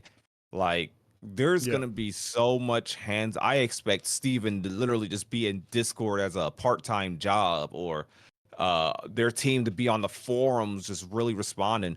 They're going to be using end game things. I think during alpha 1 you could just, like, like most game masters in a game, they got the ability just to make a message flash on your screen like, hey, everyone get over here, we're going to start the node siege and blah blah blah, we're going to make sure this story arc works properly, do the quest in this area so we can test feedback, or let us know if you run into any issues when you're doing this quest, etc., etc.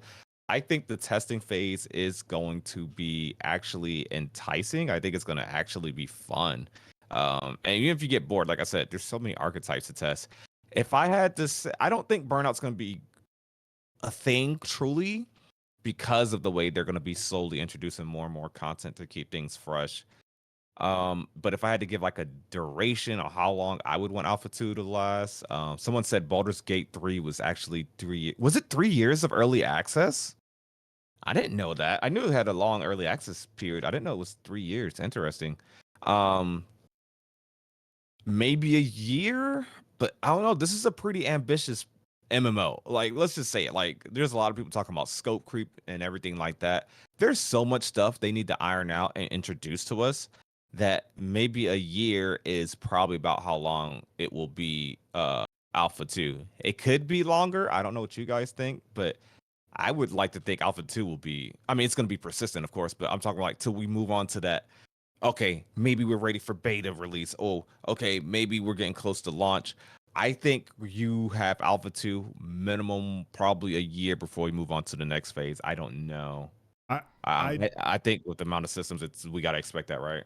I I don't know either, but my assumption is that we will have Alpha 2 for a year. That was my assumption. I completely agree. It's funny that you said a year because that's what I thought. And then I was reading the Discord today and people are like, "Yeah, we're going to have Alpha 2 for 2 months and then we're going to have the beta." And I'm like, Mm-mm. I don't know about that. Nah.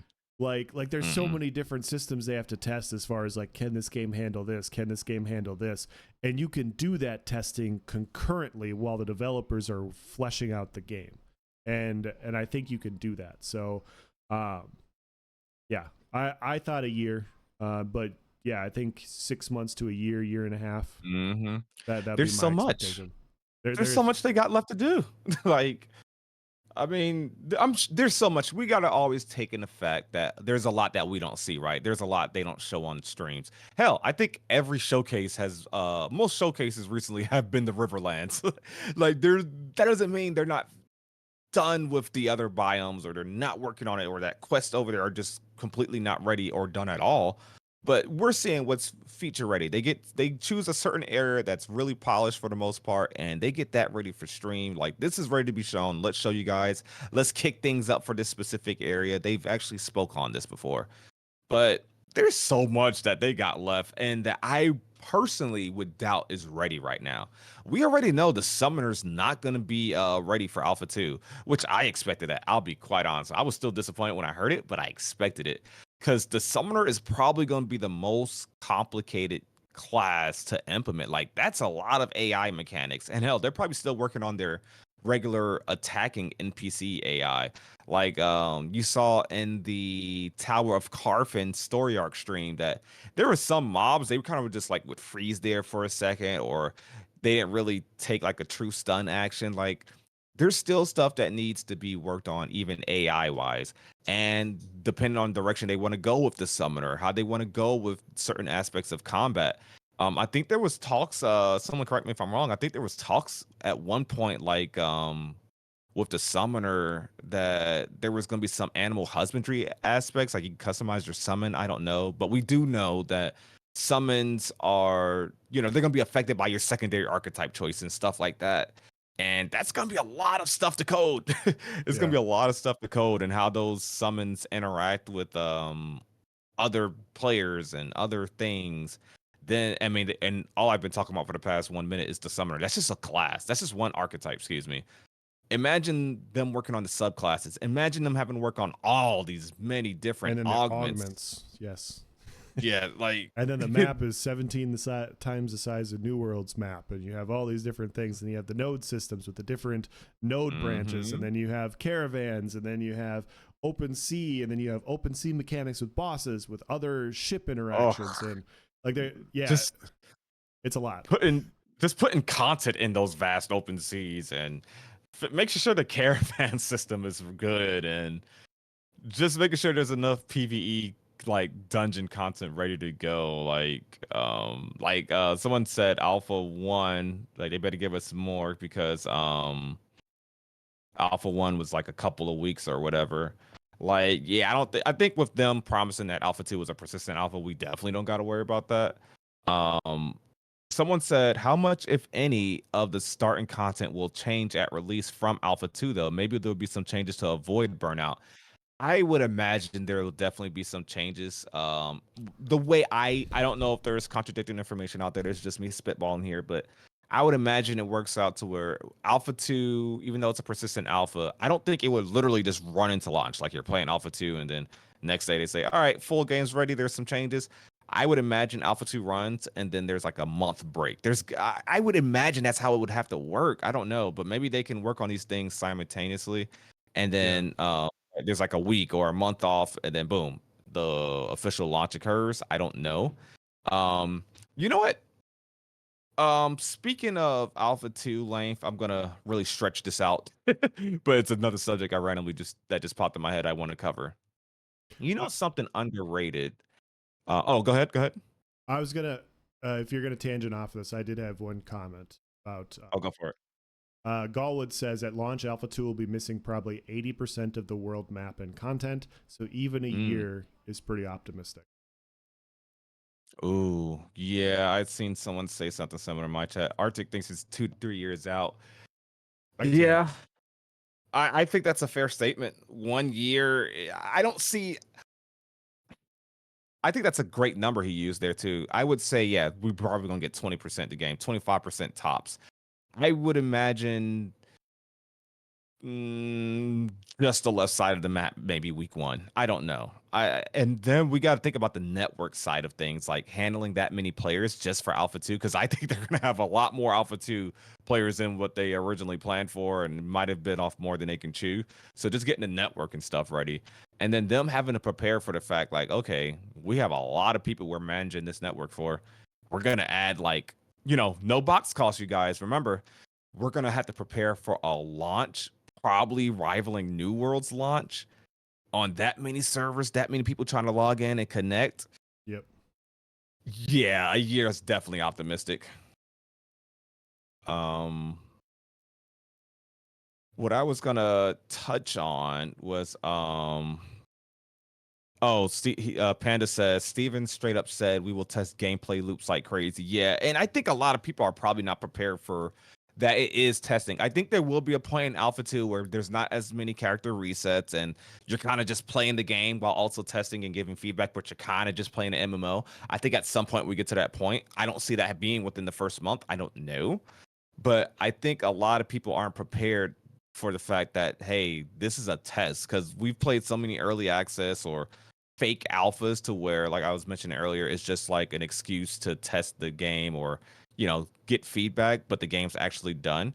We're gonna run into so many bugs, so many things, and the developers are gonna be wanting to test very specific aspects. So I think we gotta be ready to be pure testers, at least initially. I think, like I said, at some point we get to the point where we're just playing a game and testing's almost a side, almost a side tangent.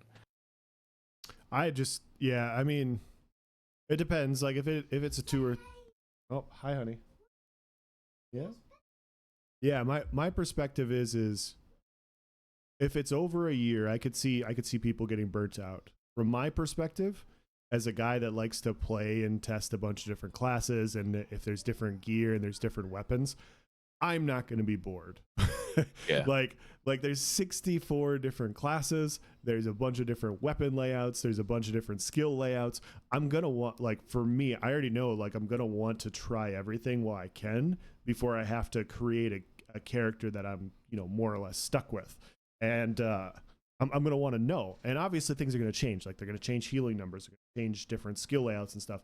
But the more I know before I get to live, the better off I'm going to be overall and, like, know what I want. And so I'm just interested in that. I'm interested in providing feedback as far as combat goes. I'm interested in seeing, like, the progression and all this. I don't think it's going to be boring. And even if it does get boring, like, there's other games. Like, you take a break, Yeah. Yeah. So yeah, like you still have your other games. That's true. That's true. I could see Alpha 2. Maybe they need to rework some stuff with the server, so we won't be able to log into Alpha 2 for 3 days. I could see me getting bored and hopping on another game, logging back into ESO to see what's happening over there. You never know. yeah. Um, somebody said something. Don't agree with segregated servers. Need to do a mega server. I don't know about all that. I'm just glad that I'm gonna be able to play a game with recent servers. And that they're actually caring about performance and caring to test it. So, um, that I think that's good. Something I want to touch on that I thought was pretty interesting. They touched on it in a recent podcast they did with the community, where they pretty much said they'll be able to change things on the fly without taking the servers offline, and I thought that was really cool. That is really cool.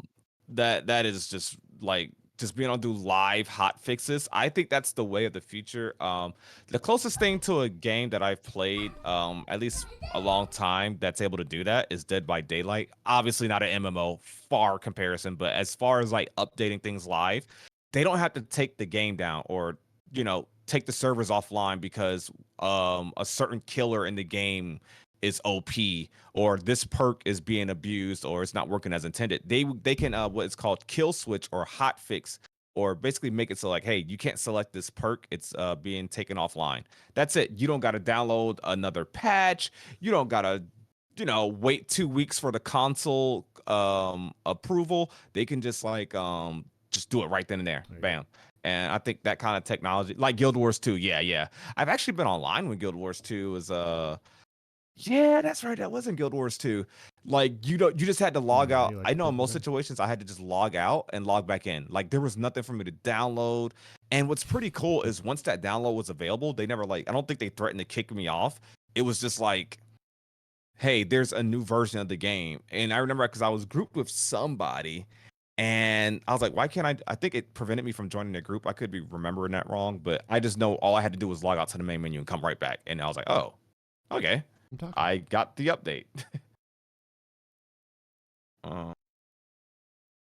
Here, let's what do we got next on the list? But I just think that's a good quality of life server thing. Oh, I remember. So this is one that I found this morning, or actually, Talents in Discord found this, and I thought it was interesting. So here, chat, we're gonna actually move on to our next subject. Once again, thank you guys so much for being here. Truly appreciate you. We see your comments. Once again, Arctic, thank you for that insane 20 gifted subs. If you haven't opted in to receive a gifted membership is free. I think there's some option there while you're looking on mobile. I could be wrong. But once again, thank you for that support. Thank you for everyone that's here. Thank you. Make sure you subscribe to Is There No One Else? I think I got him tagged in the title. He's live streaming this on Twitch if you ever want to look at a different POV or catch it over there. Up to you. We're gonna actually move on to the next subject, which is something I think you guys will like. Instanced dungeons. Now, this is from the Ashes of Creation forums. Else, you got that one?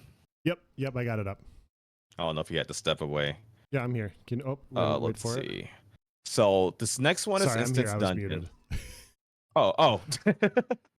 I got my daughter on my lap. I'm here. I got it pulled up and everything. Oh, perfect. All right. So we're gonna discuss Instanced Dungeons. So this is one forum post from Chicago.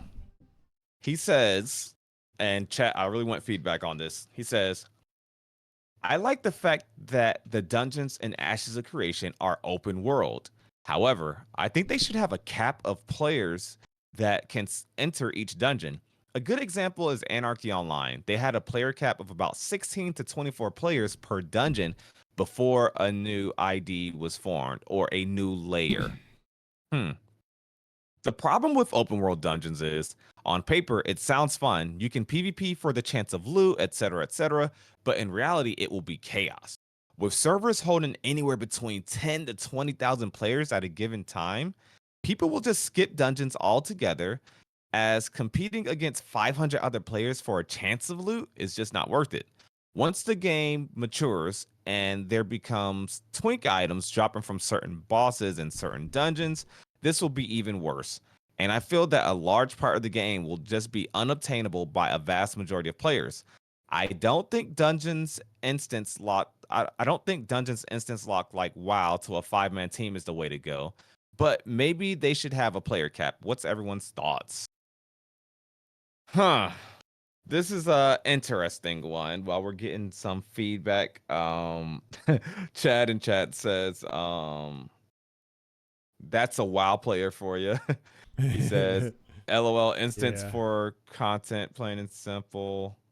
Oh, he said for story content only. Yeah, okay, I feel that. He said, Arctic said, nah, let me grief open world dungeons like a bouncer taking bribes to let you in. I like that. That's actually a scenario I've thought of before.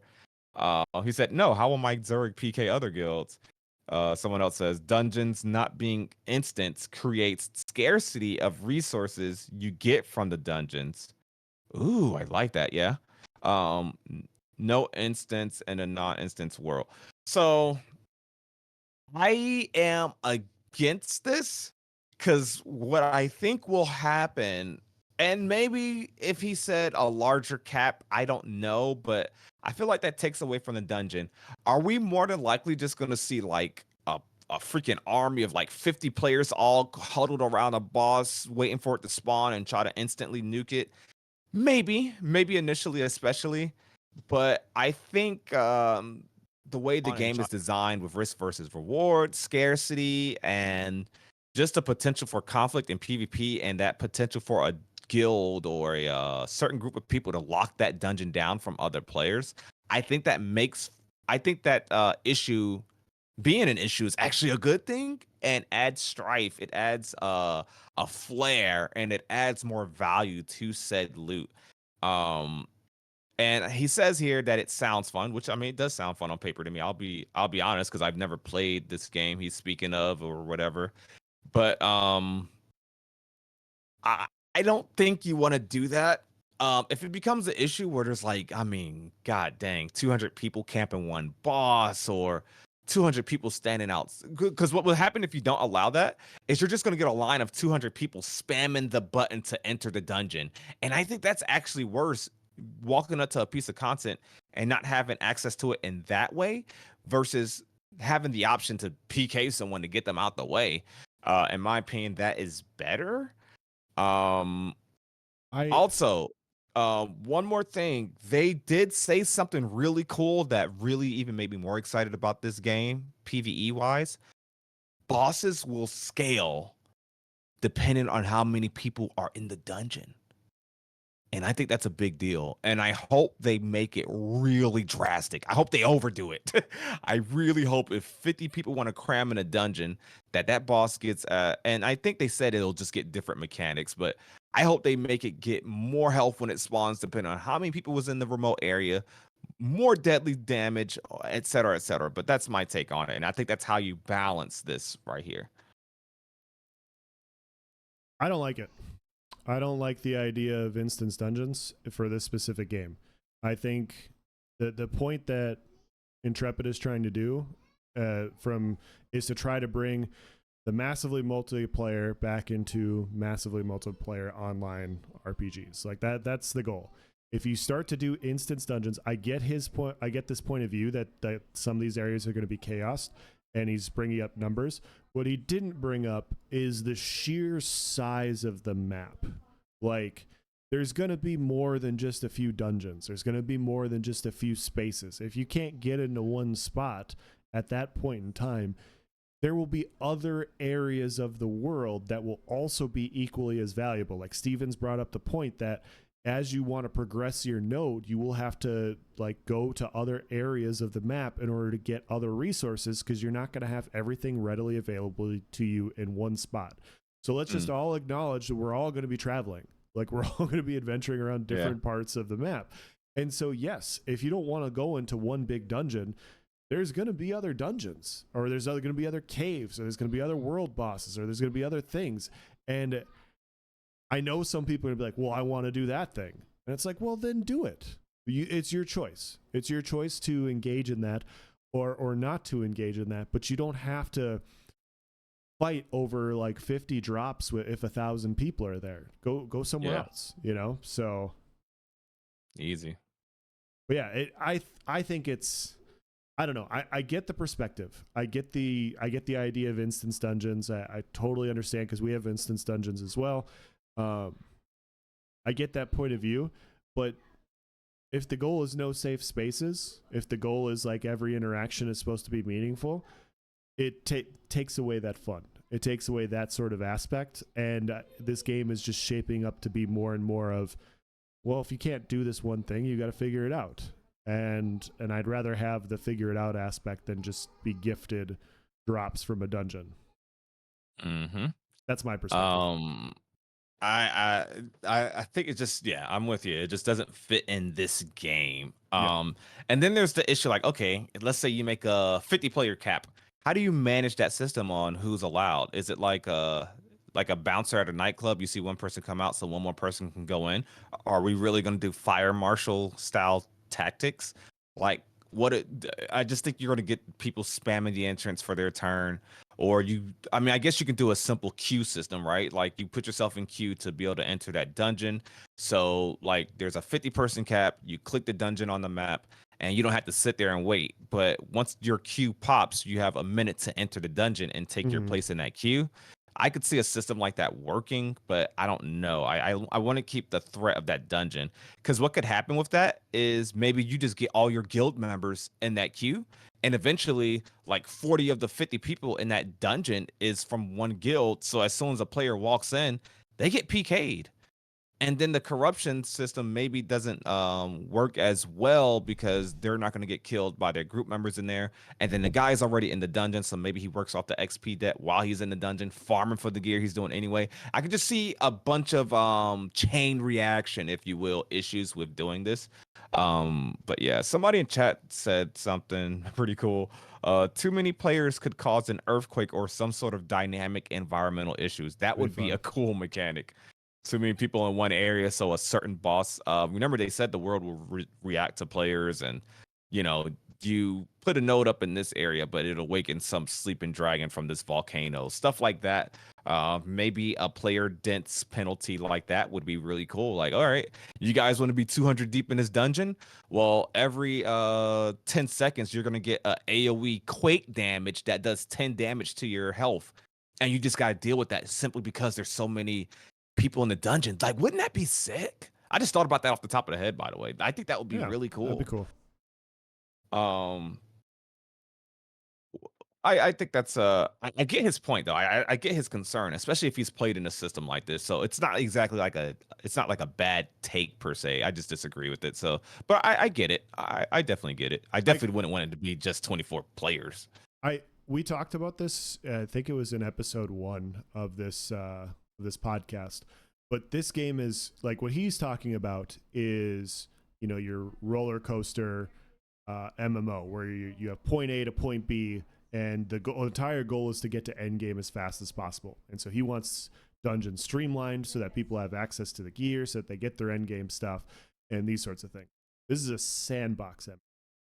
Yes. As such, it's not just the end game, it's the journey to end game that is going to be the game.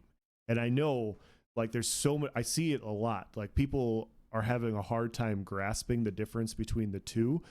The journey in this game will be just as important as getting to it. And some people don't want that. They just want their end game gear and they want to move on. But we've already seen so many games with this type of mechanic and they struggle. And so I don't think this game's going to have that same struggling issue, because you're going to have this strife and you're going to have these sorts of issues where you're not going to be able to get the stuff that you want right away, and you got to figure it out. And when you get it, it's going to be more rewarding. It's going to be more enjoyable to have those things. And so that's my perspective on it. I'm not saying that either one is bad, but I think they want to get rid of the, hey, you're not going to get free end game gear, like you're not without a fight potentially. So yeah. Yeah, I think it's a good concern, but I mean, it's one of those things. But I'm pretty sure they said there's going to be like 25-person groups fighting needed to take on some dungeon bosses. So I think that 24-player cap, or capping it in any kind of sense, may actually be detrimental. Yeah. But they got to get the level scaling right for sure, because I don't want it to be 50 people. I've seen that in ESO, like 50 people just waiting for a thing to spawn, and we just melted in like 5 seconds. 15 seconds, hoping you were the top DPS so you can actually get the loot from it and stuff like that. So yeah. So the next topic, or rather it's just an image. So this is actually a callback. I think this is a callback to episode 1 else. Pretty sure this is where me and you had the discussion. Was episode 1 our first one, the one after the Freehold stream? I think so. I feel like it was. I think it was. And I think during that episode, I had a question like, here, let me actually pull it up so that chat can see. Which one is it? But anyways, oh wait, hold on. Actually, I'm looking at the wrong one. Here, not this one, chat. Let me pull up the correct one. Uh, sheds. The one with sheds at the beginning. There it is. Okay. So we had the question. Me and you were talking like, we were talking again about that rebellion aspect, like being able to like that big guild's doing too much. We're gonna, cause a rebellion, burn their siege down, and we was talking about how you can loot the freeholds after a siege, a node siege, and me and you were like, well, can we break into that big guild's house, their guild hall, and like steal their guild treasury, their gold, and their stuff like that? I asked that question on the forums, and one of the moderators answered here.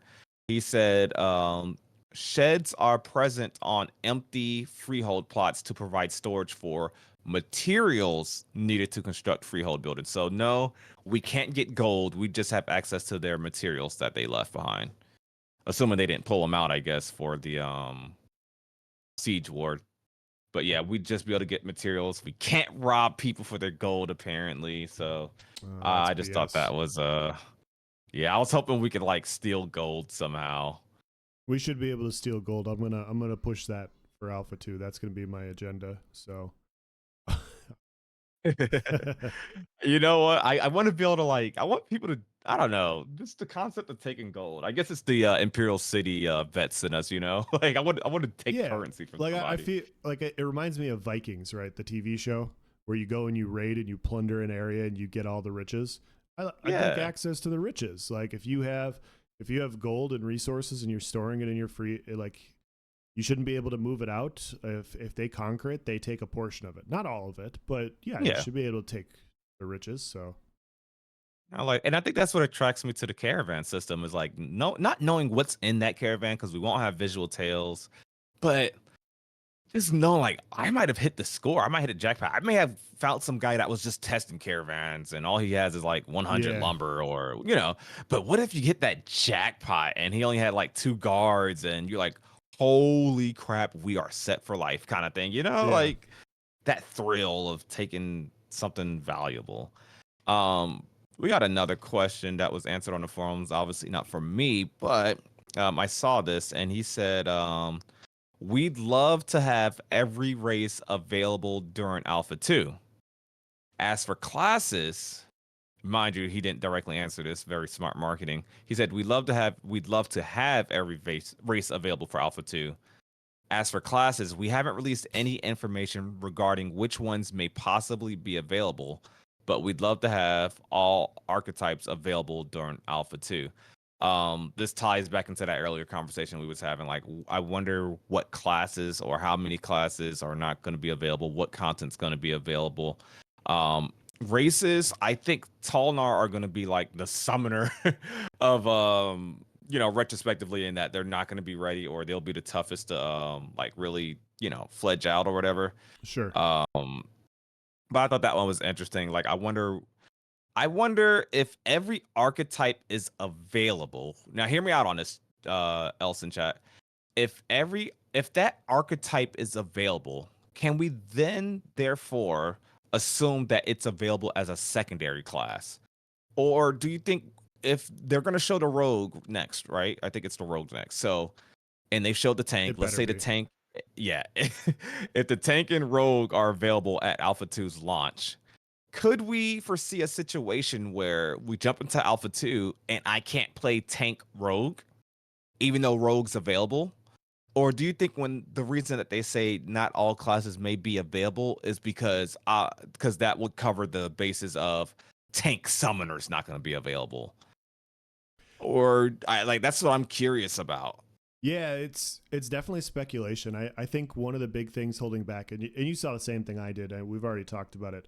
But apparently, most of the archetypes are in like just as far along as the cleric. They just need UI, visual effects, and everything in order to Mm-hmm. be fully fleshed out. And so what did they say? Ranger, rogue, and what? There was one more that was just as far along as the cleric. Fighter Fighter. just needed some VFX. Yeah. Yeah. So they said there was four of them, and so I would assume that this is my speculation. I have no idea.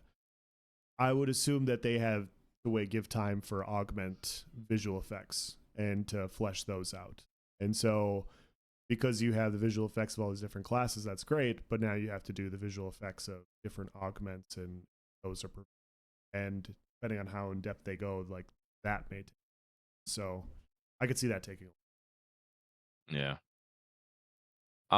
So we got the next image here. Okay. Um so this one, I ain't gonna lie, I went down a rabbit hole when it comes to mounting in combat and just mounts and Ashes of Creation. So I got a couple things I want to touch on. Okay. So this guy says, um, with some exceptions, mounts are able to be summoned during combat in the open world. The answer to this question and many more can be found here on the wiki, and so I ended up clicking that link. But how do you feel about mounts being able to be summoned during combat? It's definitely something that's intentional. Steven has spoken on it. It can be used as a flee tactic to like get you out of a bad situation. What are your thoughts on this? Um, Honest thoughts. I would want to see it done well. I have concerns about it. Um, Mainly like people avoiding conflict because they can. I'm not saying like it wouldn't be handy or anything, or it wouldn't be beneficial for me either. It's just you see it sometimes like in Let me explain it this way.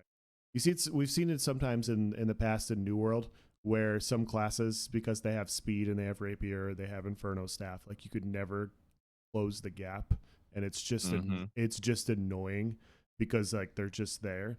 Well, if you're both max mount speed and they hop on their mount and they're 5 feet in front of you, they're gonna remain 5 feet in front of you, you know. And so, I I'm not against it. I have questions that I would like to see how it's employed and everything. Uh, I think the realistic aspect of being able to mount in combat, maybe having active fighting abilities while on a mount in combat would be cool. Yeah. I just like I have just as many concerns as I would say it would be cool. So Nice. Arctic said something hilarious in chat because on ESO we deal with that stuck in combat bug, so we can never yeah, mount even after a fight's long gone. He said, no combat bug where we can't mount. Sign me up. yeah, that's fair. Maybe they allowed in open world PvP altercations, like you're gathering and some guy runs up trying to gank you. Okay, maybe you should be able to mount up and flee away. Sure. As long as if you sign up for a siege war, you can't mount. I would like that. I think that would be my opinion. Because if someone's able to do an open world, okay, if that's the game design choice, I'm not used to it, but if that's what you want to go with, I get it. But as long as it's not happening during a node siege, I'm like, okay, that's fine. If you got to sign up for a specific event, it shouldn't be allowed. That being objective events like a siege war / node siege or a caravan attack, I think that should be the exceptions. Sure. Um, there's I went and pulled up the next two images, um, relative to mounts. Um, Yeah.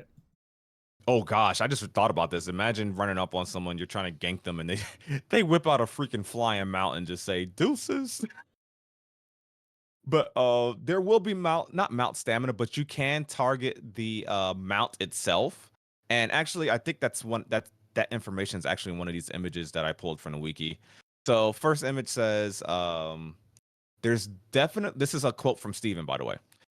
There's definitely a difficulty from a balance perspective, obviously on the design side, when you're having to incorporate speeds that are so radically different from the normal player movement speeds, that being mount speed. And mounts do have obviously a significantly faster component there, but that's why you build into the skill sets that players have, obviously those type of CCs, which can either, as we spoke about previously, knock the player off their mount, kill them with some massive damage, or stun the player. Those are components that are taken into account when balancing out these skill selections. So you'll be able to Yeah. immobilize a mount, or you'll be able to immobilize the player on the mount, or maybe you got a hard CC. Like maybe my ranger has like a, that skill that's in everything with a bow, every bow MMO, where there's a knockback skill. You shoot your arrow and it Sure. shoots them, it knocks them back. I can imagine that would be a way that I'll be able to combat people trying to flee on their mount by targeting that. Obviously, you can kill the mount, and I think it goes on a cooldown, which I think I have that image here. But yeah, you're able to as long as you got a spec, you got to make sure you got something in your kit to try to combat that. Essentially, maybe you got a gap closer. But yeah, I think as long as there's good mechanics, my big concern with anything like this is avoidable mechanics that are just like it's in the game. So I'm trying to figure out the best way to say this. So in ESO, for example, there was a point in time in the Imperial City sewers where if you went around a door, you were impervious to being attacked. And Yeah. so people would basically, they would build tanky and some playstyles, instead of trying to fight you, if they were close to one of those, they would just hightail it towards a safe space. And they would say, you can't attack me. As long as the mechanics for mounts are good, I have no problem with it. But if it's like an instant, like, hey, every time I hop my mount, you can't do anything, it's bad. It's bad design, and then I'm not a fan of it, obviously. So Yeah. I think that as Yeah. long as there's good counters and stuff, great. Another aspect to the game that makes it interesting. So I always forget until someone just said something in chat about mounts. I always forget that aquatic mounts are a thing and that going underwater is a thing. yeah, This game just has so much going on that it could release with half the stuff it promised, and my goodness, you'll probably have the best MMO to date. Ain't that insane? That is crazy. Um, But yeah, mounts will have varying speeds and stuff like that. Mounts also tie into the animal husbandry system where you can like breed a mount to have certain skills or combat efficacies and stuff like that. So there's a lot to be done. I'm pretty sure I'm going to choose gathering as like my artisanship thing or whatever. And part of gathering is animal husbandry, though it does require freehold. So we'll see how that works out. Or I may not choose that. We'll see. But I know gathering is going to be my thing. I like the gathering in this game looks fun. I could see me just bored, chilling, just getting some stuff to sell on the market. Sure. But yeah, mounting is an intended feature during combat. Yes. So next image here says mounts can be killed by players, but can be resurrected after a certain cooldown period. That's really good for balance. What else? Potions obtained from the alchemy profession can be used to reduce that cooldown. Interesting. I wonder how cool they're going to make alchemy. I'm looking forward to a lot of stuff.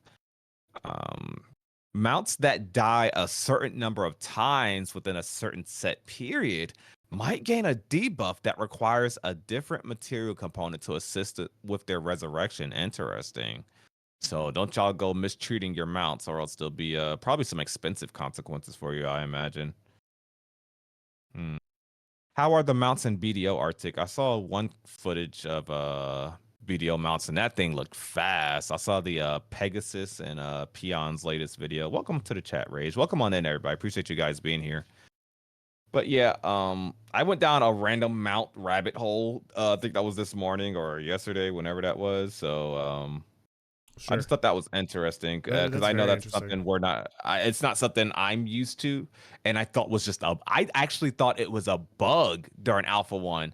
So when someone said I think someone in my comments section from my last video said it was intended, I was like, no way, because I'd never like heard that, and like when I guess I didn't watch that stream where it was mentioned or what, or it was like an older thing, but yeah, I didn't know. So we're getting close to the end here. We're approaching the 2 hour mark, but there's actually a couple more. I don't know how much else wants to go with because there's actually something juicy that he posted. But I know the thing, which I'm going to detail this later, but I know the thing that I posted the least. So I did a forum post, you guys, that I want you all to go flood that forum post and provide feedback to it, because that would probably make enough for our whole next episode. So if you want your question featured during the next Voices of Verra, make sure you go flood that. But I want to get into this comment that I received on my YouTube today.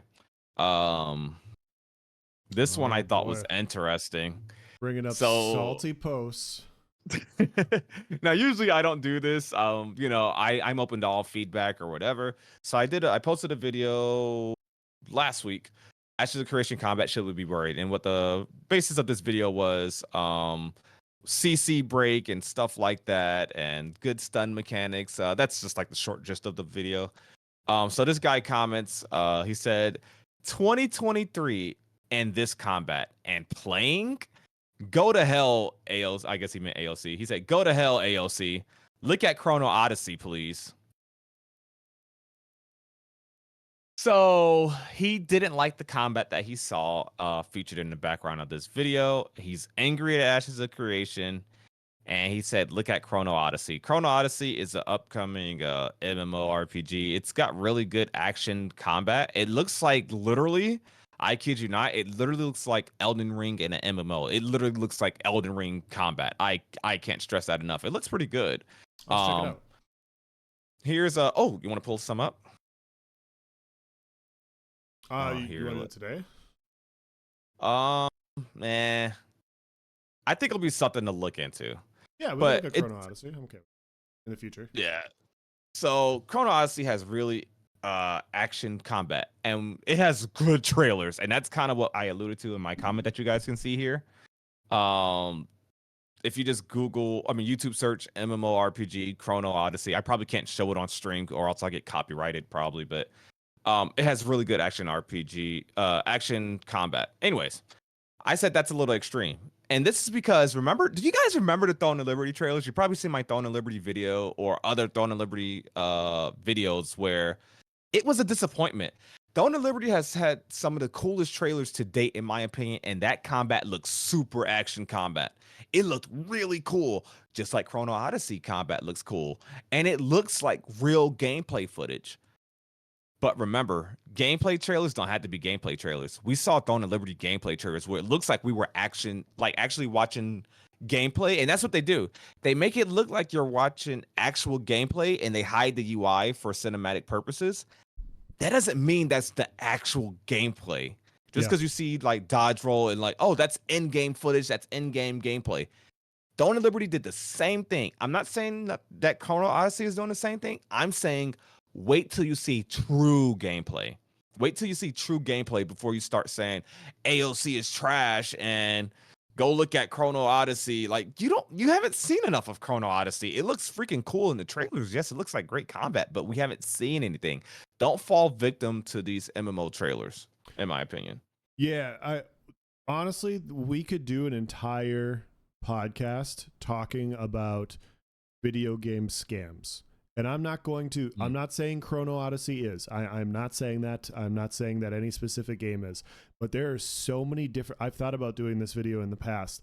There are so many different games out there that they post a hype trailer and people they're like, oh, I'm going to pre-order. I got to pre-order. This game's going to be sick. And then there's no fucking gameplay. And then the game doesn't come, the game doesn't come out or it's garbage or whatever. Mm-hmm. And you ended up forking over $50 for nothing because you got to watch a 2-minute video. Like you watched a preview for a movie and that's what you paid $50 for.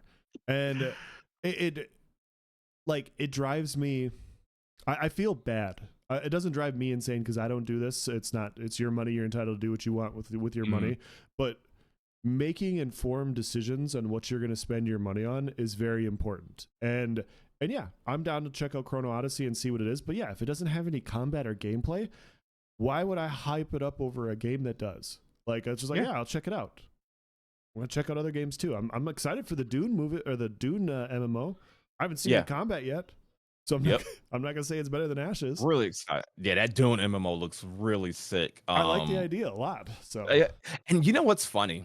I actually like hearing ideas. I get more excited about hearing ideas and concepts and what the developers want to do more than I do from gameplay trailers that don't show true gameplay. Because the trailers can be misleading.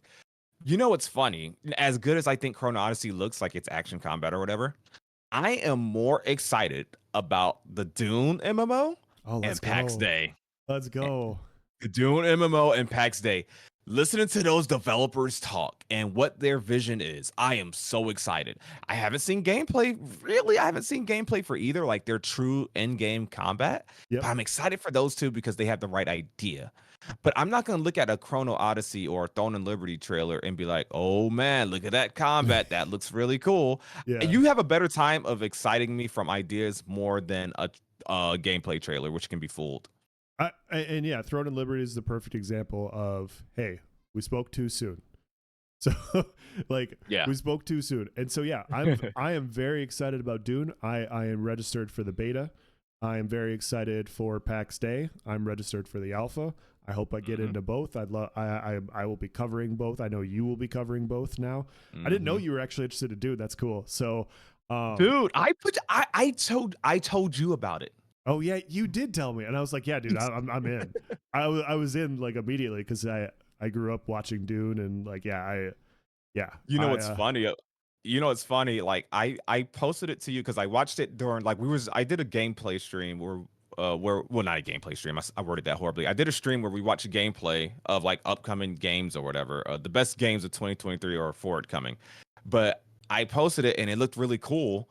But what's funny is I don't know nothing about Dune. I didn't know there was you taught me that. I didn't even know there was like a a movie or a TV show associated with it? There's a movie that came out decades ago, and now there's a more recent remake that came out 2 years ago, and the second one is coming out later this year or early next year. And it's so good. Like, it's just as good as the original, if not better. And the acting is fantastic. Like everything about the remake, it's just as good as the original. It's fucking sick. So I'm looking forward to it. See, I know nothing about I'm a Dune lore. I'm a Dune nerd, so yeah. But I saw the developers detail thing. I was like, dude, that's gonna be cool. That's why I posted in the group. I was like, is this on anybody's radar? Because I didn't know about it. Yeah, I Oh, he said forgot you there's a book. posted. Yeah. Yeah, there's a book and there's a movie, and now there's they're redoing it, and so they did the first part of the Dune movie a couple years ago, and then the second part's coming out soon. And so yeah, Nice. it's I'm very excited about that. I'm not gonna we'll talk about that we could talk about that on a different podcast, but there's no combat yet. It's a cool idea. I got my thumb on the pulse, and we'll see what happens from there. But yeah, these types of comments are funny because you see it all the time. Like, oh yeah, why don't you go play this game? Oh, you mean the one that doesn't have any combat yet? Like, yeah, like what are you basing this off of? Yeah, like me and Els can be excited about the Dune MMO or PAX Day, just in mere concept, and then the game comes out and it's like some turn-based tab target, low quality, but that's not, maybe it's not everything, and the rest of the game is cool, but you never know. Yeah. It's easier to get excited more about a game idea. Oh, I'd say it's safer to get more excited about a game idea or over a trailer. So else I'm gonna take charge and do something different real quick. Okay. If you want to bring up my forum post really quick, we're not gonna delve into it. Okay. No spoilers. Oh no. We're just gonna show the title for the most part. I'm not even gonna check it right now, but you guys, I will actually, I can try to link this in chat. Maybe I should link it in chat. But if you guys just want to go on the Ashes of Creations forum account, if you want to go on the forums and comment on this, it'll mean a lot to me. I want to get this thread popping because I want us to pretty much use this thread as the basis for our next podcast for the most part, assuming nothing else crazy comes up. This forum post, I think, is going to generate a lot of conversation, and it lets you get a lot of feedback provided, and it lets you get insight to a lot of different players' minds. I'm just actually going to scroll through it really quick just to see how many comments we got. Does it tell me? If you go to general discussion, it'll tell you. Oh, okay. Here, let me go to general discussion. It says 14 comments you have. 14 comments. So we got 14 comments already. So the title of this forum post is called "What We Like and Dislike Most About AOC." So what I want you guys to do, if you don't have a forum post, just sign up. Use my referral code if you sign up, if you haven't already. Shameless plug. Yeah. But yeah, sign up. Comment. What do you like most about Ashes of Creation? If you can't narrow it down to one, that's fine. I think I've seen one. They didn't do just one. So name what you like most about Ashes of Creation. Like what puts you on Ashes of Creation? What is enticing you the most? But I also want you to put a negative. What you dislike the most about AOC? What's the one? And it don't have to be nothing bad. It could be like really tiny, like, oh, I don't like the way this looks, or I hate the idea of this. It don't even have to be like, oh, I hate this passionately. Just something small. Like, what's one thing you want more clarification or you want to see improved? Something that you don't think is gonna work. Really provide that feedback because I think too often we see pure positives and like, I love this game. It's gonna be perfect. Blah blah blah. Which, I mean, come on, you're gonna get a lot of that from me. But I think it's important to provide like, hey, what? Okay, I respect your opinion. I see this. Blah blah blah. But what do you dislike? And there's negative posts. Negative posts exist. Obviously, we read a lot of them here on the podcast. But positive. I think when you're forced to say a positive and give a negative, I think it makes you look like you're not just it stops you from looking like just a pure fanboy who thinks Ashes of Creation could do no wrong. And it also makes it, when you provide your negative, it makes it so that you don't look like a pure negative, like anti Ashes of Creation person. So I think it was a good way to do that. Yeah, I do want to piggyback off that because I don't know how much further we're going to go on this podcast tonight. There are lots and lots of negative comments and positive comments on the forums. And a lot of the negative ones are just not based in fact, and they're not really fun to bring up unless it's like, hey, we want to bring up a point of clarification. The last thing Nyce or I want to do is make fun of somebody because of their point of view. And yes. And we don't want to do that on a podcast. We don't want to just be like, hey, this person's an idiot. But there are people out there that are just they're posting nonsense, and it's like it would be really hard to have a conversation about what they're talking about without going down, like it would be tough to like tread that line, I guess, sometimes. And so it's good to have, like, it's fun to hear, like, hey, should we have instance dungeons? Should we have this? What about the, that's a good perspective. It's a good point of view. I disagree with it. It's fine. But when you're like, yeah, this game isn't what it used to be, and it's like, it used to be this, and now it's this, I could prove that wrong, and that's not fun. Yeah. So that's my perspective. So I completely agree. I like that you said that. I'm pretty much going to mimic what you just said, but I completely agree. Like, it's sometimes there's just some people that can't be helped. like, okay, that's just a horrible take. But then there's ones like the perfect example you use with the instance dungeons. That's not a horrible take. No. That's his opinion, and that it's a very respectful take, and I think it has a valid concern. I like those. I really like those thought-provoking things. Even if you disagree or you have a different opinion, like, okay, here's a different perspective. And I'm one of those people that you can change. I mean, we remember the video I posted. You can change my mind. Like, else changed my mind on the cleric skills, and there's still ways to view something.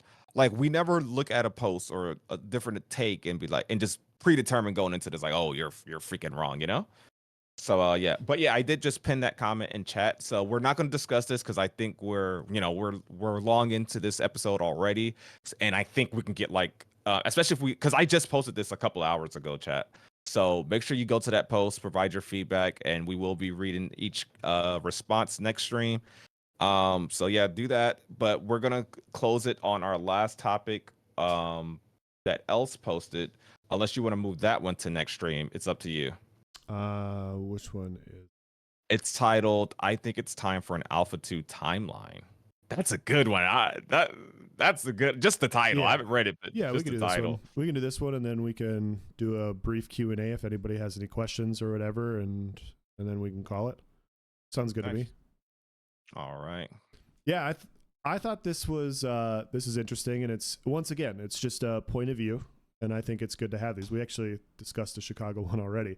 Oh, and, yeah, it is him again. Yeah, and he's like, the monthly updates are great, but at the end of the day, I think having players test the game would benefit the game and the community immensely. We're post 2 years Alpha 1 now. And keep in mind, this came out August 2nd, so like today's news is he didn't know. With no time frame or any sort of roadmap in sight, about 10 months ago, it was stated that the community could start spot testing in several months. By definition, is 2 to 4. But we have not heard anything on this lately either. You guys are doing an amazing job with the monthly updates. However, with every update we do see, it becomes clearer that there's more that we don't know about the game. And if every single aspect needs its own monthly update, we're going to be years away from Alpha 2.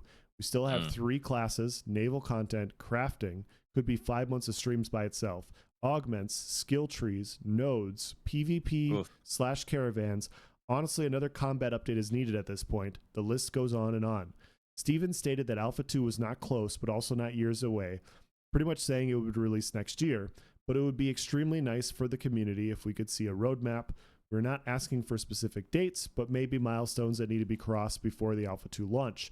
What is left to test? What is left to be seen in future updates? We know that Alpha 2 will persist until launch, but I think the earlier that people get in and start testing, the better. Obviously, the game will be done when it's done, and no one wants you to rush things, but the Q&A questions are always catered away from any real questions about the development of the game, and it is extremely hard, to get a real answer on these things. I hope that the game is not 4 to 5 years out now, but I know it will be done when it's done. Anyway, what is everyone's thoughts? Yeah, Arctic, I agree. It's quite a loaded post. I like this guy as a poster. My gosh, that was respectfully worded. Yeah, he hit quite a few points home on this post. So first, I guess, thing to address, the desire or need for a roadmap. I'd be lying if I said I wouldn't want one. I just don't think it's possible. I think even they don't know. Well, they know what still needs to be done. They have their internal milestones. They know, like, okay, we still got to get this fleshed out. This class still needs this. This needs visual effects, and this area of the map still needs its, third combing through and polishing. Um,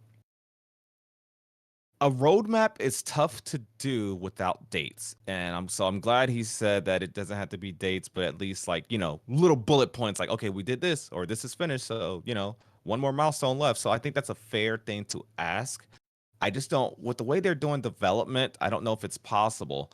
Something I do like that he emphasized, and I think we might have briefly talked about this on one episode, but he said, like, basically, if everything got its own stream from here on out, and he did a good job laying this out, naval Yes. content, crafting, um all that stuff that still needs to be fleshed out, augment skill trees, nodes, if they, because all those things can be and should be their own dedicated showcases.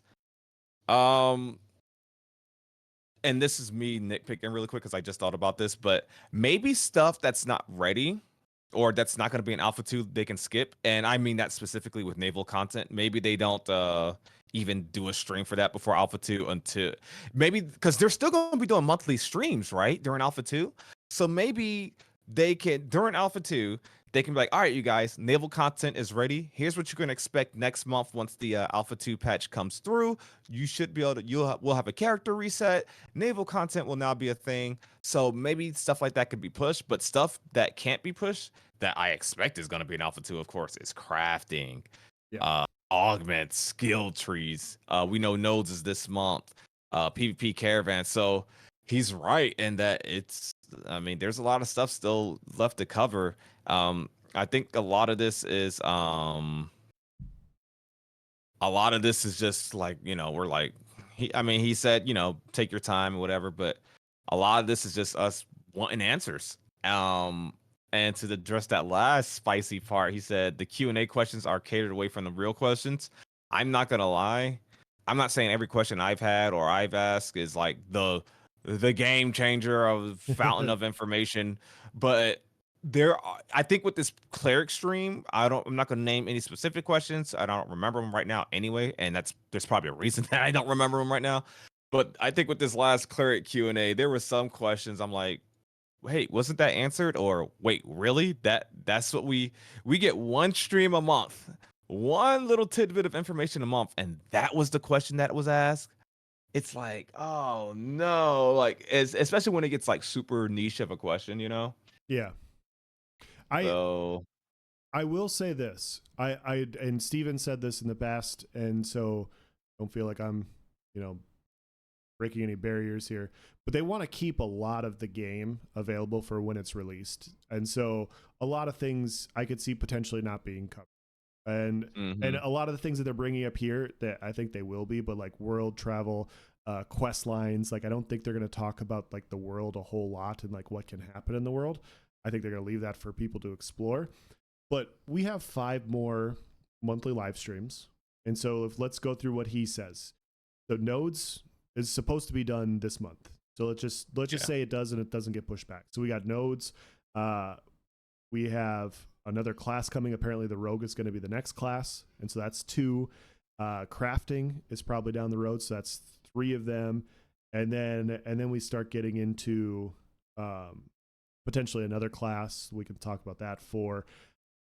When you look at it, when you look at what he has written out, and when you look at, we have 5 live streams left to do, you get really close to the point, in my opinion, that a lot of the bases are covered, at least for an Alpha 2 release, and that they will introduce more things as we go through Alpha 2.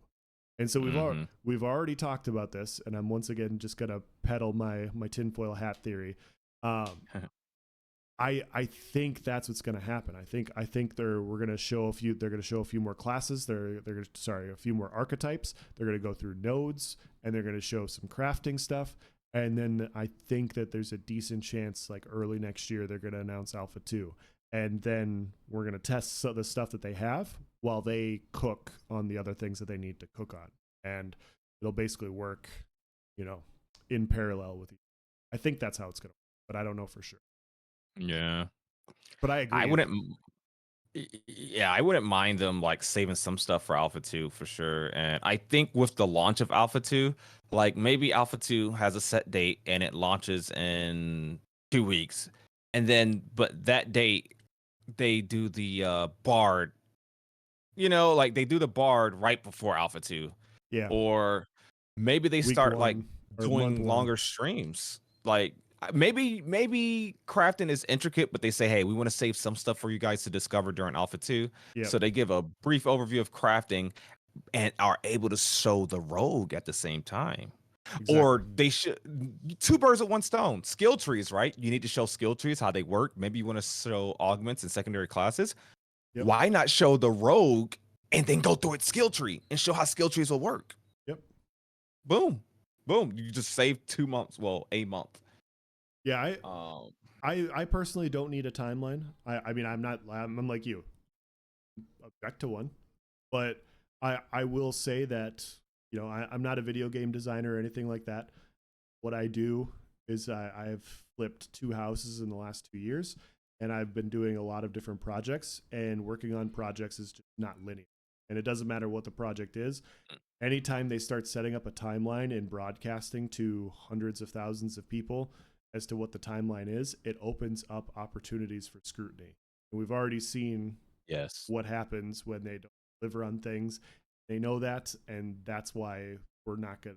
That's why we're not going to get it. Yeah. So A that's roadmap can be a slippery slope indeed. yeah, and it's too bad. It's too bad that people can't just go, hey, it's not out yet, because some things happen. Sometimes things Yeah. happen. Like sometimes there's lines of code that you have to go figure out. Yeah. So no. But I do like his point about the question at the bottom. I thought that was a thing Yeah. because it's funny because we've talked about this. Like, man, what if Steven joins us on this podcast? And I feel like a lot of the questions I would ask him is mainly revolved around combat and like Mm-hmm. how are these things going to function, and it's not ready yet and it's not ready to present, and he would just be like, I can't talk. And I would just be like, Yeah. okay. Well, never mind then. And I think that's why it's tough. I was watching the community stream. I think that was with Forge of Creation or Ash and Forge. Their podcast, and a lot of people were complaining like ask this or ask better questions, but they had a good point in that like if they did these spicy questions that we obviously want to know, maybe it'll just be a whole stream full of Steven saying, "Oh, I can't answer that. Oh, I'll tell you. Oh, you'll know closer to Alpha 2, or oh, I'm not ready to talk about that." And so, it's kind of tough not knowing what Steven would be willing to answer. But yeah, I think most of my questions as well would be combat or PvP. I got like probably 14 questions about caravans. I don't know. Yeah. Um, Yeah, it would be like I'd be like, okay, well, you can't talk about caravan PvP. How about node PvP? Okay, how about C PvP? What can we talk about right now? Like, please tell me something what about PvP. what what about it would be like the green eggs and ham thing, like, well, what Yeah. about PvP in the kit, what about PvP here or What anywhere? about PvP in castles? Do we do duels? What about this? The one Group question. duels. I Yeah, need to Thank you for reminding me about that. I need I to was just gonna type say that that. question. I'm gonna do that live. I'm gonna post. Did they open their question? No, they haven't opened the questions for next stream, did they? Because that's gonna be mine. That needs to be mine. That Let's is Okay. So we're gonna present this, and so if we forget, if Nice or I forget to post this question, I ask that anybody in the community posts it in their Q&A coming up to this yes, next live stream. So yes. one thing that New World does fantastically well is they allow group duels. And so what you can do is if you have 3 people in a group, 4 people in a group, you can find another 3 or 4 man group, and you could challenge them to a 3v3 or a 4v4 on the spot. And so they've already said that duels are going to exist in Ashes of Creation. Queuing up for a group duel would be very, very like allowing that to be a thing. And maybe that's just an open world thing that can happen where you other. I don't know, but I would like to know if the mechanics of that can happen, like even if you're in the same without getting corrupted. I think that's important. So Yes. Yeah, that I agree. Like that's the one thing, if anything, that New World just has as a great quality of life feature. We've had duels, and I think duels are probably available in most MMOs or most games, but group duels, like you can set up a 2v2 or hell a 3v4 or whatever, and it's such good PvP practice. It's such good practice. Dueling is such good practice and a good way to test mechanics or 5v5 prepare your stuff. Yeah. group. Yeah, like let's say we have a small guild and it's just 10 of us and we want to practice for those open world situations. So we go out to this field, maybe a field with some line of sight, and we put ourselves in a realistic combat scenario. When we run across a group, especially once that 5 and 5 are like our 10-man group and we're fighting like 20-man groups, we're gonna be ready. And group duels are such a quality of life. You can make it so that one, obviously, you don't gain corruption, you don't turn into an ash pal, but when the first member falls or when all people on the remaining team dies, it's the same way that a duel will end. Is just stand up and GG's. And yeah, I just think that would be a really, really, I think we'd love that. A great quality of life feature. I think it'll be a good way to test out people for PvE. Weird take here, but imagine you're recruiting a tank for a dungeon. You want to make sure his gear is good. You want to make sure he knows what he's doing, that he Yeah. can survive long. Yep. You do a 1v3. Maybe he's your PvP tank. You do a 1v4. Let's see how long this tank lasts. How can he hold his own? Test a healer. Like, hey, these three guys are going to beat me up. Let's see how well you keep your hots up. Let's see what your rotation looks like. I think that'll be really fun. Yeah, and it very well just could come down to the system of like, hey, like you have a group, somebody else has a group, you can fight wherever, you can fight whoever, you can kill whoever, and maybe like it already exists for that way. But I do remember reading, I could have swore on the wiki that they said dueling will exist, and so Mhm. if a dueling style system exists, let's expand it to group duels. Just Yes. because it'd be super fun to do like training, like a training exercise where you have your guild and you're like, hey, I want to prepare for a node war. I want to do 10v10s. I'm gonna figure out what we're bringing. Like what mechanics, like what classes are we bringing? What are we doing? How are we gonna succeed? Like that stuff would be so much fun to figure out. Yeah. Huge quality of life. I gotta remember that. We gotta, everyone spammed the forum saying, "Nice and else want to know about group duels." Nice and statistically, if that's 10 people's exact same question, surely they answer it on stream, right? Yeah, and um, the reason it was so cool for New World is New World's map would die off at the end of the night, and so we mhm. wouldn't be able to find open world PvP. The 3v3s would kind of die, the OPRs would kind of die, but we would have like 5 or 6 of us that still wanted to play. And group duels allowed us to play. Like we were all the same faction, and so it allowed us to queue up and just fight each other and have fun. So we'd just go out to some open area and fight each other for hours, and it was just a nice little add-on. I thought it was a nice quality of life. Yes. Um, I guess that'll be our last talking point. Uh, if you guys got any quick questions that you guys want, that you want to ask, feel free to do so right now. If not, we will see you on the next episode. We'll wait around here for a little bit. But just wanted to say while you guys are typing any questions, if you have any, thank you guys so much for being here. This was a really fun conversation. I'll probably skim through this, see some interesting talking points. I like doing that, taking like excerpts from our podcast and doing it in video format and maybe even further elaborating on it. So I appreciate you guys being here. I appreciate the feedback. Thank you for the likes, donations, subs, follows. Make sure you guys follow Else on Twitch. Um, I'm sure he has the information on his channel on to get that link, or just type in his exact name on Twitch. That's how it's easy to find.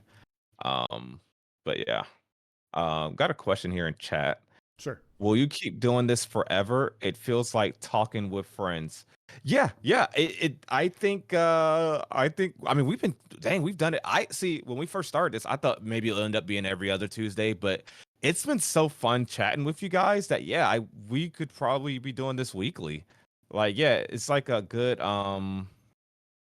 it's just yeah, like I feel the same way, and that's I feel that way with talking with Else and talking with you guys, and just reading chat as I'm going through these posts or reading chat while Else is talking. Like it really just feels like a group of people, like just sitting around chatting.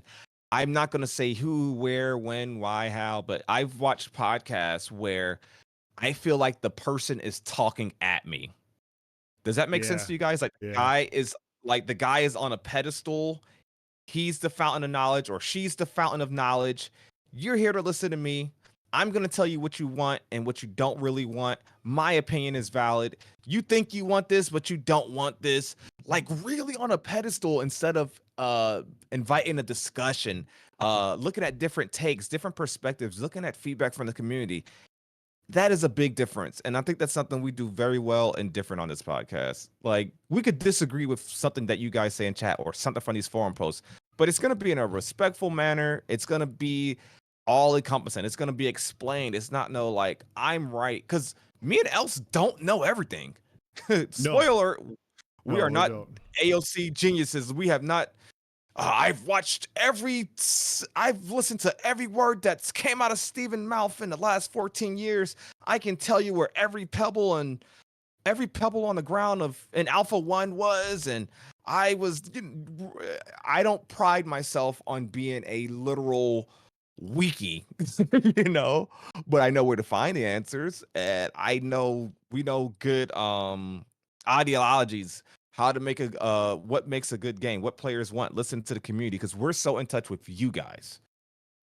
Yeah, I agree with that. And to piggyback off of what Nyce just said there, to go behind the curtain here, when we talked about doing the podcast, we're like, yeah, we can definitely do this once a month and cover the live stream and cover whatever. And maybe we'll have enough to do like another week, and we'll just kind of approach it week by week.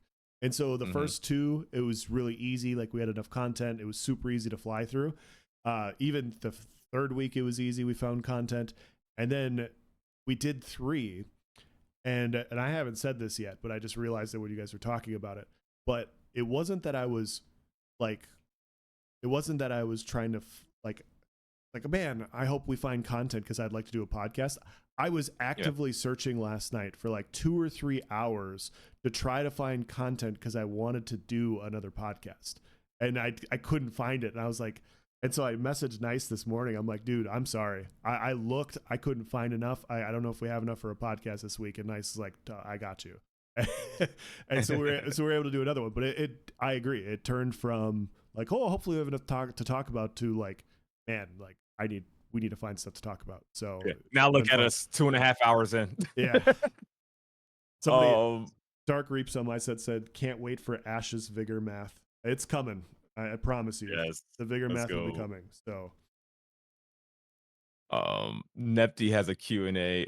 Christian, thank you so much for being here. Nepti, will you guys be making a Discord for your viewers to form or join Alpha 2 or Beyond guilds? This community feels like a good place to start.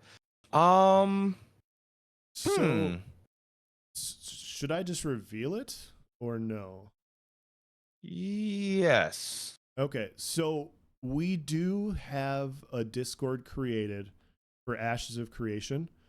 We have not yet opened it because we're not paying attention to it in that way yet. That's been like my perspective, and like I think Nyce agrees with me on this. Like, we just haven't opened it up yet because there's nothing to talk about with respect to Alpha 2 or anything like that.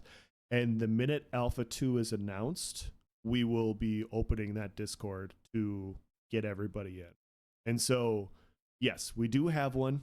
We're not, there's nothing to really monitor right now. So just be like an unmonitored Discord, which if you guys have ever been in Discord before, like, that's dangerous. and so that's why that's why it hasn't been done yet. But yes, 100% we have one ready to go. Just waiting on the Alpha 2 reveal. And yeah, absolutely. Like, anybody that's listening to this podcast, if you want to bounce numbers, like, what, not necessarily with us, but people in the community, and you want to test things and figure things out and find things to post, find information, that's an area that we're going to have. So until then, Nyce. I said Nyce. Holy crap, it's been a long stream. I just referred to myself in third person. There you go. Take 2. Until then, Elsa and I have our own, like, almost individual discords. Like my Discord is always in the description. Not much AOC discussion always happens there. I'm usually in the official AOC Discord, but we have that one. We have the one else spoke about, and yeah. Um, so just feel free to join that one if you want to drop by, even if you want to just mute notifications or hang out in just the AOC discussion channel. Um, all up to you. Um, what else? There was something else I was going to say. Arctic says, what's the roadmap for your special guest? I don't know. We want to start getting more special guests on. I think we've only had Solomon. We had Solomon as our first special guest. I'm sure he'll probably do some in the future. We got a couple. I think we're gonna reach You out want to to do Zillan? Zillan. Yeah. Yeah, Zillan. Um, there's some that I got in mind. I don't want to say right now, especially before I've had a conversation with those people. So I'll just say Zillan's probably one of those confirmed ones. We'll definitely get Arctic. We'll definitely get you. He said we need a roadmap. Oh, we need We'll a definitely podcast get on it. roadmap. Podcast roadmap. MH says, you gonna be streaming Alpha 2? Oh, dude, do you really gotta ask that question? Not sure if I'll be able to play though, but I'd love to watch on this channel. Oh, dude, of course, of course. Once Alpha 2 releases, that'll probably be my streams exclusively. Definitely 100% gonna do that. Yes, Oh, I will be doing the same. So yes. Arctic says, if you oh yeah, by the way, Arctic's gonna be, he's got a couple of Alpha 2 keys he'll be giving away. So Arctic's on Twitch as well. So when we have him on the podcast, we'll make sure we leave a link to his Twitch as well. What else? Chad's, I don't know if that was a question at me. He said, do you guys not have phones? I don't know if that was for me. Let's see. Panda says, oh, when we were talking about not being an expert wiki enjoyer, he says, what? You guys aren't professionals? Why am I here? I need wiki quality answers. I need to smell your room when I hear your answers. yeah. Let's see. When it comes to Discord moderation, like Nyce said, Nyce has a Discord and I have a Discord. My Discord needs organization. It's mostly ESO related. I have individual channels for games that people in the Discord are playing. I haven't really broadcasted it in a while because I don't know what I'm doing with it. But I have a Discord with like 2,200 people in it, and so just monitoring that's enough as it is. Yeah. Opening up another Discord right now is like one of those things where it's like, oh man, I'm just asking to monitor more, and so that's why we're just being, proactive at this point in time. Yeah. But yeah, I'm gonna have to let go of some responsibilities before we do that. Yeah. Yeah, and so I got to figure some of that stuff out and figure out how we're gonna do it. But yeah, when Alpha 2 comes, I know for a fact, Nyce and I will be testing very, very regularly. Group PvPs, testing whatever they want us to do, testing different classes, these sorts of things. Figuring out combat is going to be something that I want to do, and so that's what I do. So. Dude, I am like I'm like that cliche Discord moderator that needs to touch grass. I'm a mod in I think 12 different like active Discords. Like I only do like active, like, oh, keeping an eye on it, on honestly just like 2 or 3. Like which like yours is pretty, yours is pretty um Tame. self-moderated. Yeah, it's pretty tame, Yeah. It's been nice. So that's good. But yeah, I'll definitely have to get rid of a couple before we start opening that up, which I think will be really good. Oh, Panda said he got moderated in the Ashes Discord earlier. Dude, nice, man. use your mod powers to like give me mod powers. There you go. Get fired on your first day. He just asks everyone, hey everybody, Nyce is live. Oh man. But yeah, we're gonna call it here. I appreciate you guys. Don't forget, pin comment, forum post. Definitely leave some feedback. If you guys got enough comments, that could probably be like our entire next stream. And I think that's it. But yeah, link in the description. Make sure you subscribe to Elsa's channel and the title. He got moderated. He didn't get moderating permissions. Never mind. You're useless, Panda. You're useless. Not playing. But thank you guys so much for coming through. Man, I thought we Elsa, are you had gonna like keep streaming? I thought we had like a glimpse of power there that we could I use to know. just I wield with an iron fist. And thought we had to connect. you really let us down, Panda. You gotta reverse Yeah. this. I'm gonna need you to like get mod powers. so so I did say that I was gonna stream Baldur's Gate 3 after this. I might take Yeah. a small break and then stream. I'm not sure yet. Okay. So it's Yeah. talking for 2 Okay. hours and 45 minutes. I'm like, wanting a Yeah, break. I feel it. That's all. I remember you saying you was gonna do Baldur's Gate afterwards. I wasn't sure. Yeah. Arctic is telling me not to end stream yet. He said 1 second. All right, it better be good, Arctic. He's Okay, so I will 1 second. oh. I got a question from Dark Reaps, and he said, I was listening to you all a bit earlier. Do you really think this is the next action PvP MMO? So go ahead, Nice. Oh, I had to pick my jaw. Arctic donated $50. He said for the queen. Nice. Very nice. Thank you so much, Arctic. You guys are too kind. Wow, let's go. Um Action combat. We talked about that with the last stream. Like if it's tab, if it's action, if it's like Guild Wars 2 hybrid, which is what it looks like. I think Solverin had that topic of discussion on the Yeah. forum. Um, Do you think is this it is the the next next MMO? action combat? Do we think it's the next action combat MMO? He's basically saying is like this. Is this the next PvP MMO that people? Yes. Oh, you know what? Yeah, I'm gonna say yes. This is gonna be the thing.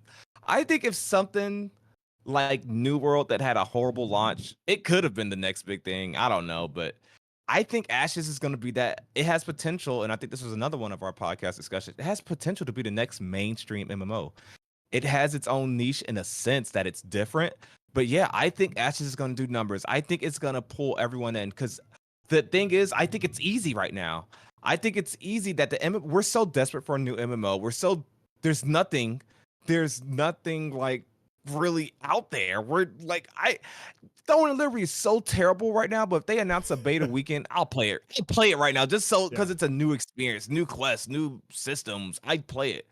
And Arctic just did another $50 wanting to buy Alpha 2 dates. What the heck, dude? What the hell? Um, I think it there's no way. There's no way it doesn't eclipse modern MMOs. Do I think I hate the term WoW killer. World of Warcraft is not going anywhere. Yes. And Correct. Ashes of Creation has systems in place that's not gonna be for everybody. So it's not gonna kill any MMO. It's just gonna skip the line. It's just gonna say move aside. We're competing from day one. This is something I always talk about, but it's something that I heard Steven say, and I don't remember what interview it was, but Steven's trying to compete day one. He's not trying to release some half-ass product.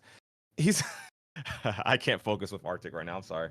But he's not trying to release some half-ass product and slowly build it up over time. Yeah. That's the benefit that a lot of MMOs that these 10 years MMOs that we play these days, they had the benefit of releasing with decent content, and then they got a DLC, then they got a chapter, then they got a DLC, update, rework. They want to compete day one. They want to compete with the content of an ESO.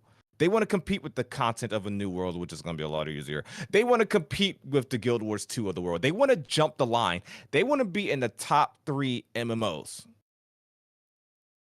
I also, to piggyback off that, I also think that there is a much larger group of people that are interested in playing a game like this than the average player thinks. I think we talked about it a little bit earlier with Baldur's Gate 3. If a game is done really well and it just is what it is with high attention to detail, good storytelling, good combat, these sorts of things, more people are going to play it than you expect. And in that perspective, it's going to I think it could really do numbers as well. Yeah. Somebody in chat said I started playing Lineage 2 private servers again. That see, I wanted to revisit Lineage 2 because I know it was a Steven inspiration, but I'd much rather like play the Arcade Classic that released recently, the private arcade server. Lineage 2, I looked at it and it just looks too dated. Like Arcade is, fine. But Lineage 2 looks so dated that I was like, okay, yeah, there's no way. There's just I'm just gonna have to take people's word for it and listen to the legends and the stories. Thank y'all so much. You guys are awesome. Thank you for everybody that liked the stream, subscribed, followed else. Make sure you guys spread the word. The best way you guys can help us out, spread the word about the podcast. If you want to share it on Reddit, make a post. If you want to talk about it in Discord, if you just want to message it to a friend, it helps us a lot. It gets more people in chat to talk and bring up different conversations. It gets more eyes on the podcast. We love doing this. We are probably, if we don't leave right now, we're probably never going to end this stream because we could sit here and just chat with you guys all night. I'm trying to break out of this Arctic CC, this Arctic blast. I know, right? But yeah, thank you so much. We're gonna go ahead and call it here. Any closing remarks? Okay. Peace. I'm gonna.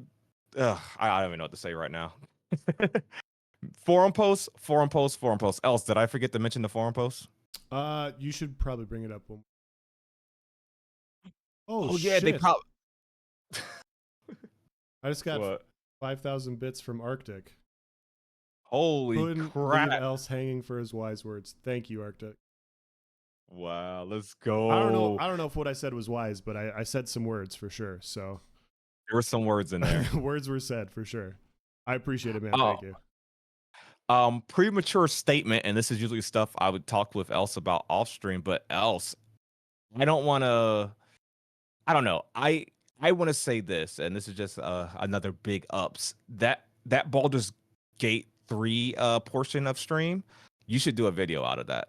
I think that in itself, if you want to add some commentary before it, I think that in itself, what you said during that part was phenomenal. I think you should do that.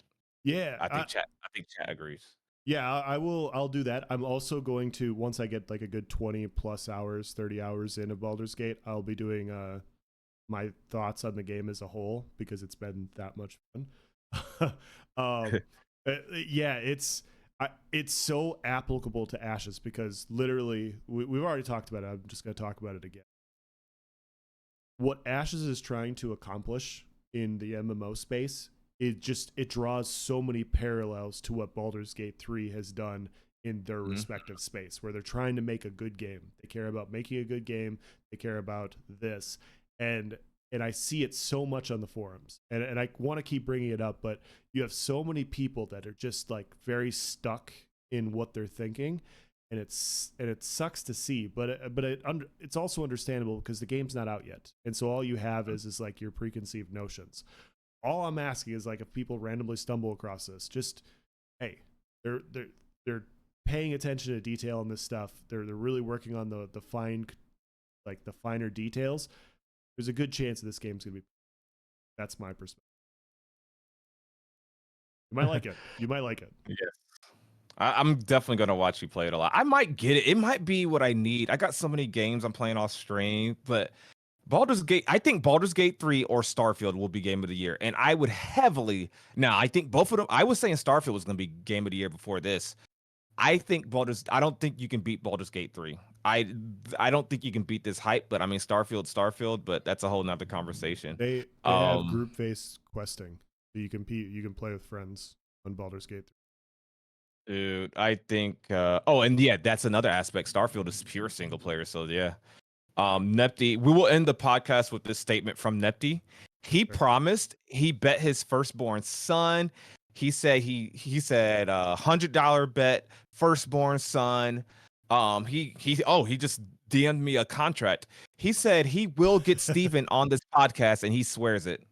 And then he just typed the word in chat facts. Oh, Kirk, I'm getting off for tonight. I'm getting off the whole computer. Okay. And he just put the 100 emote. Wait a minute.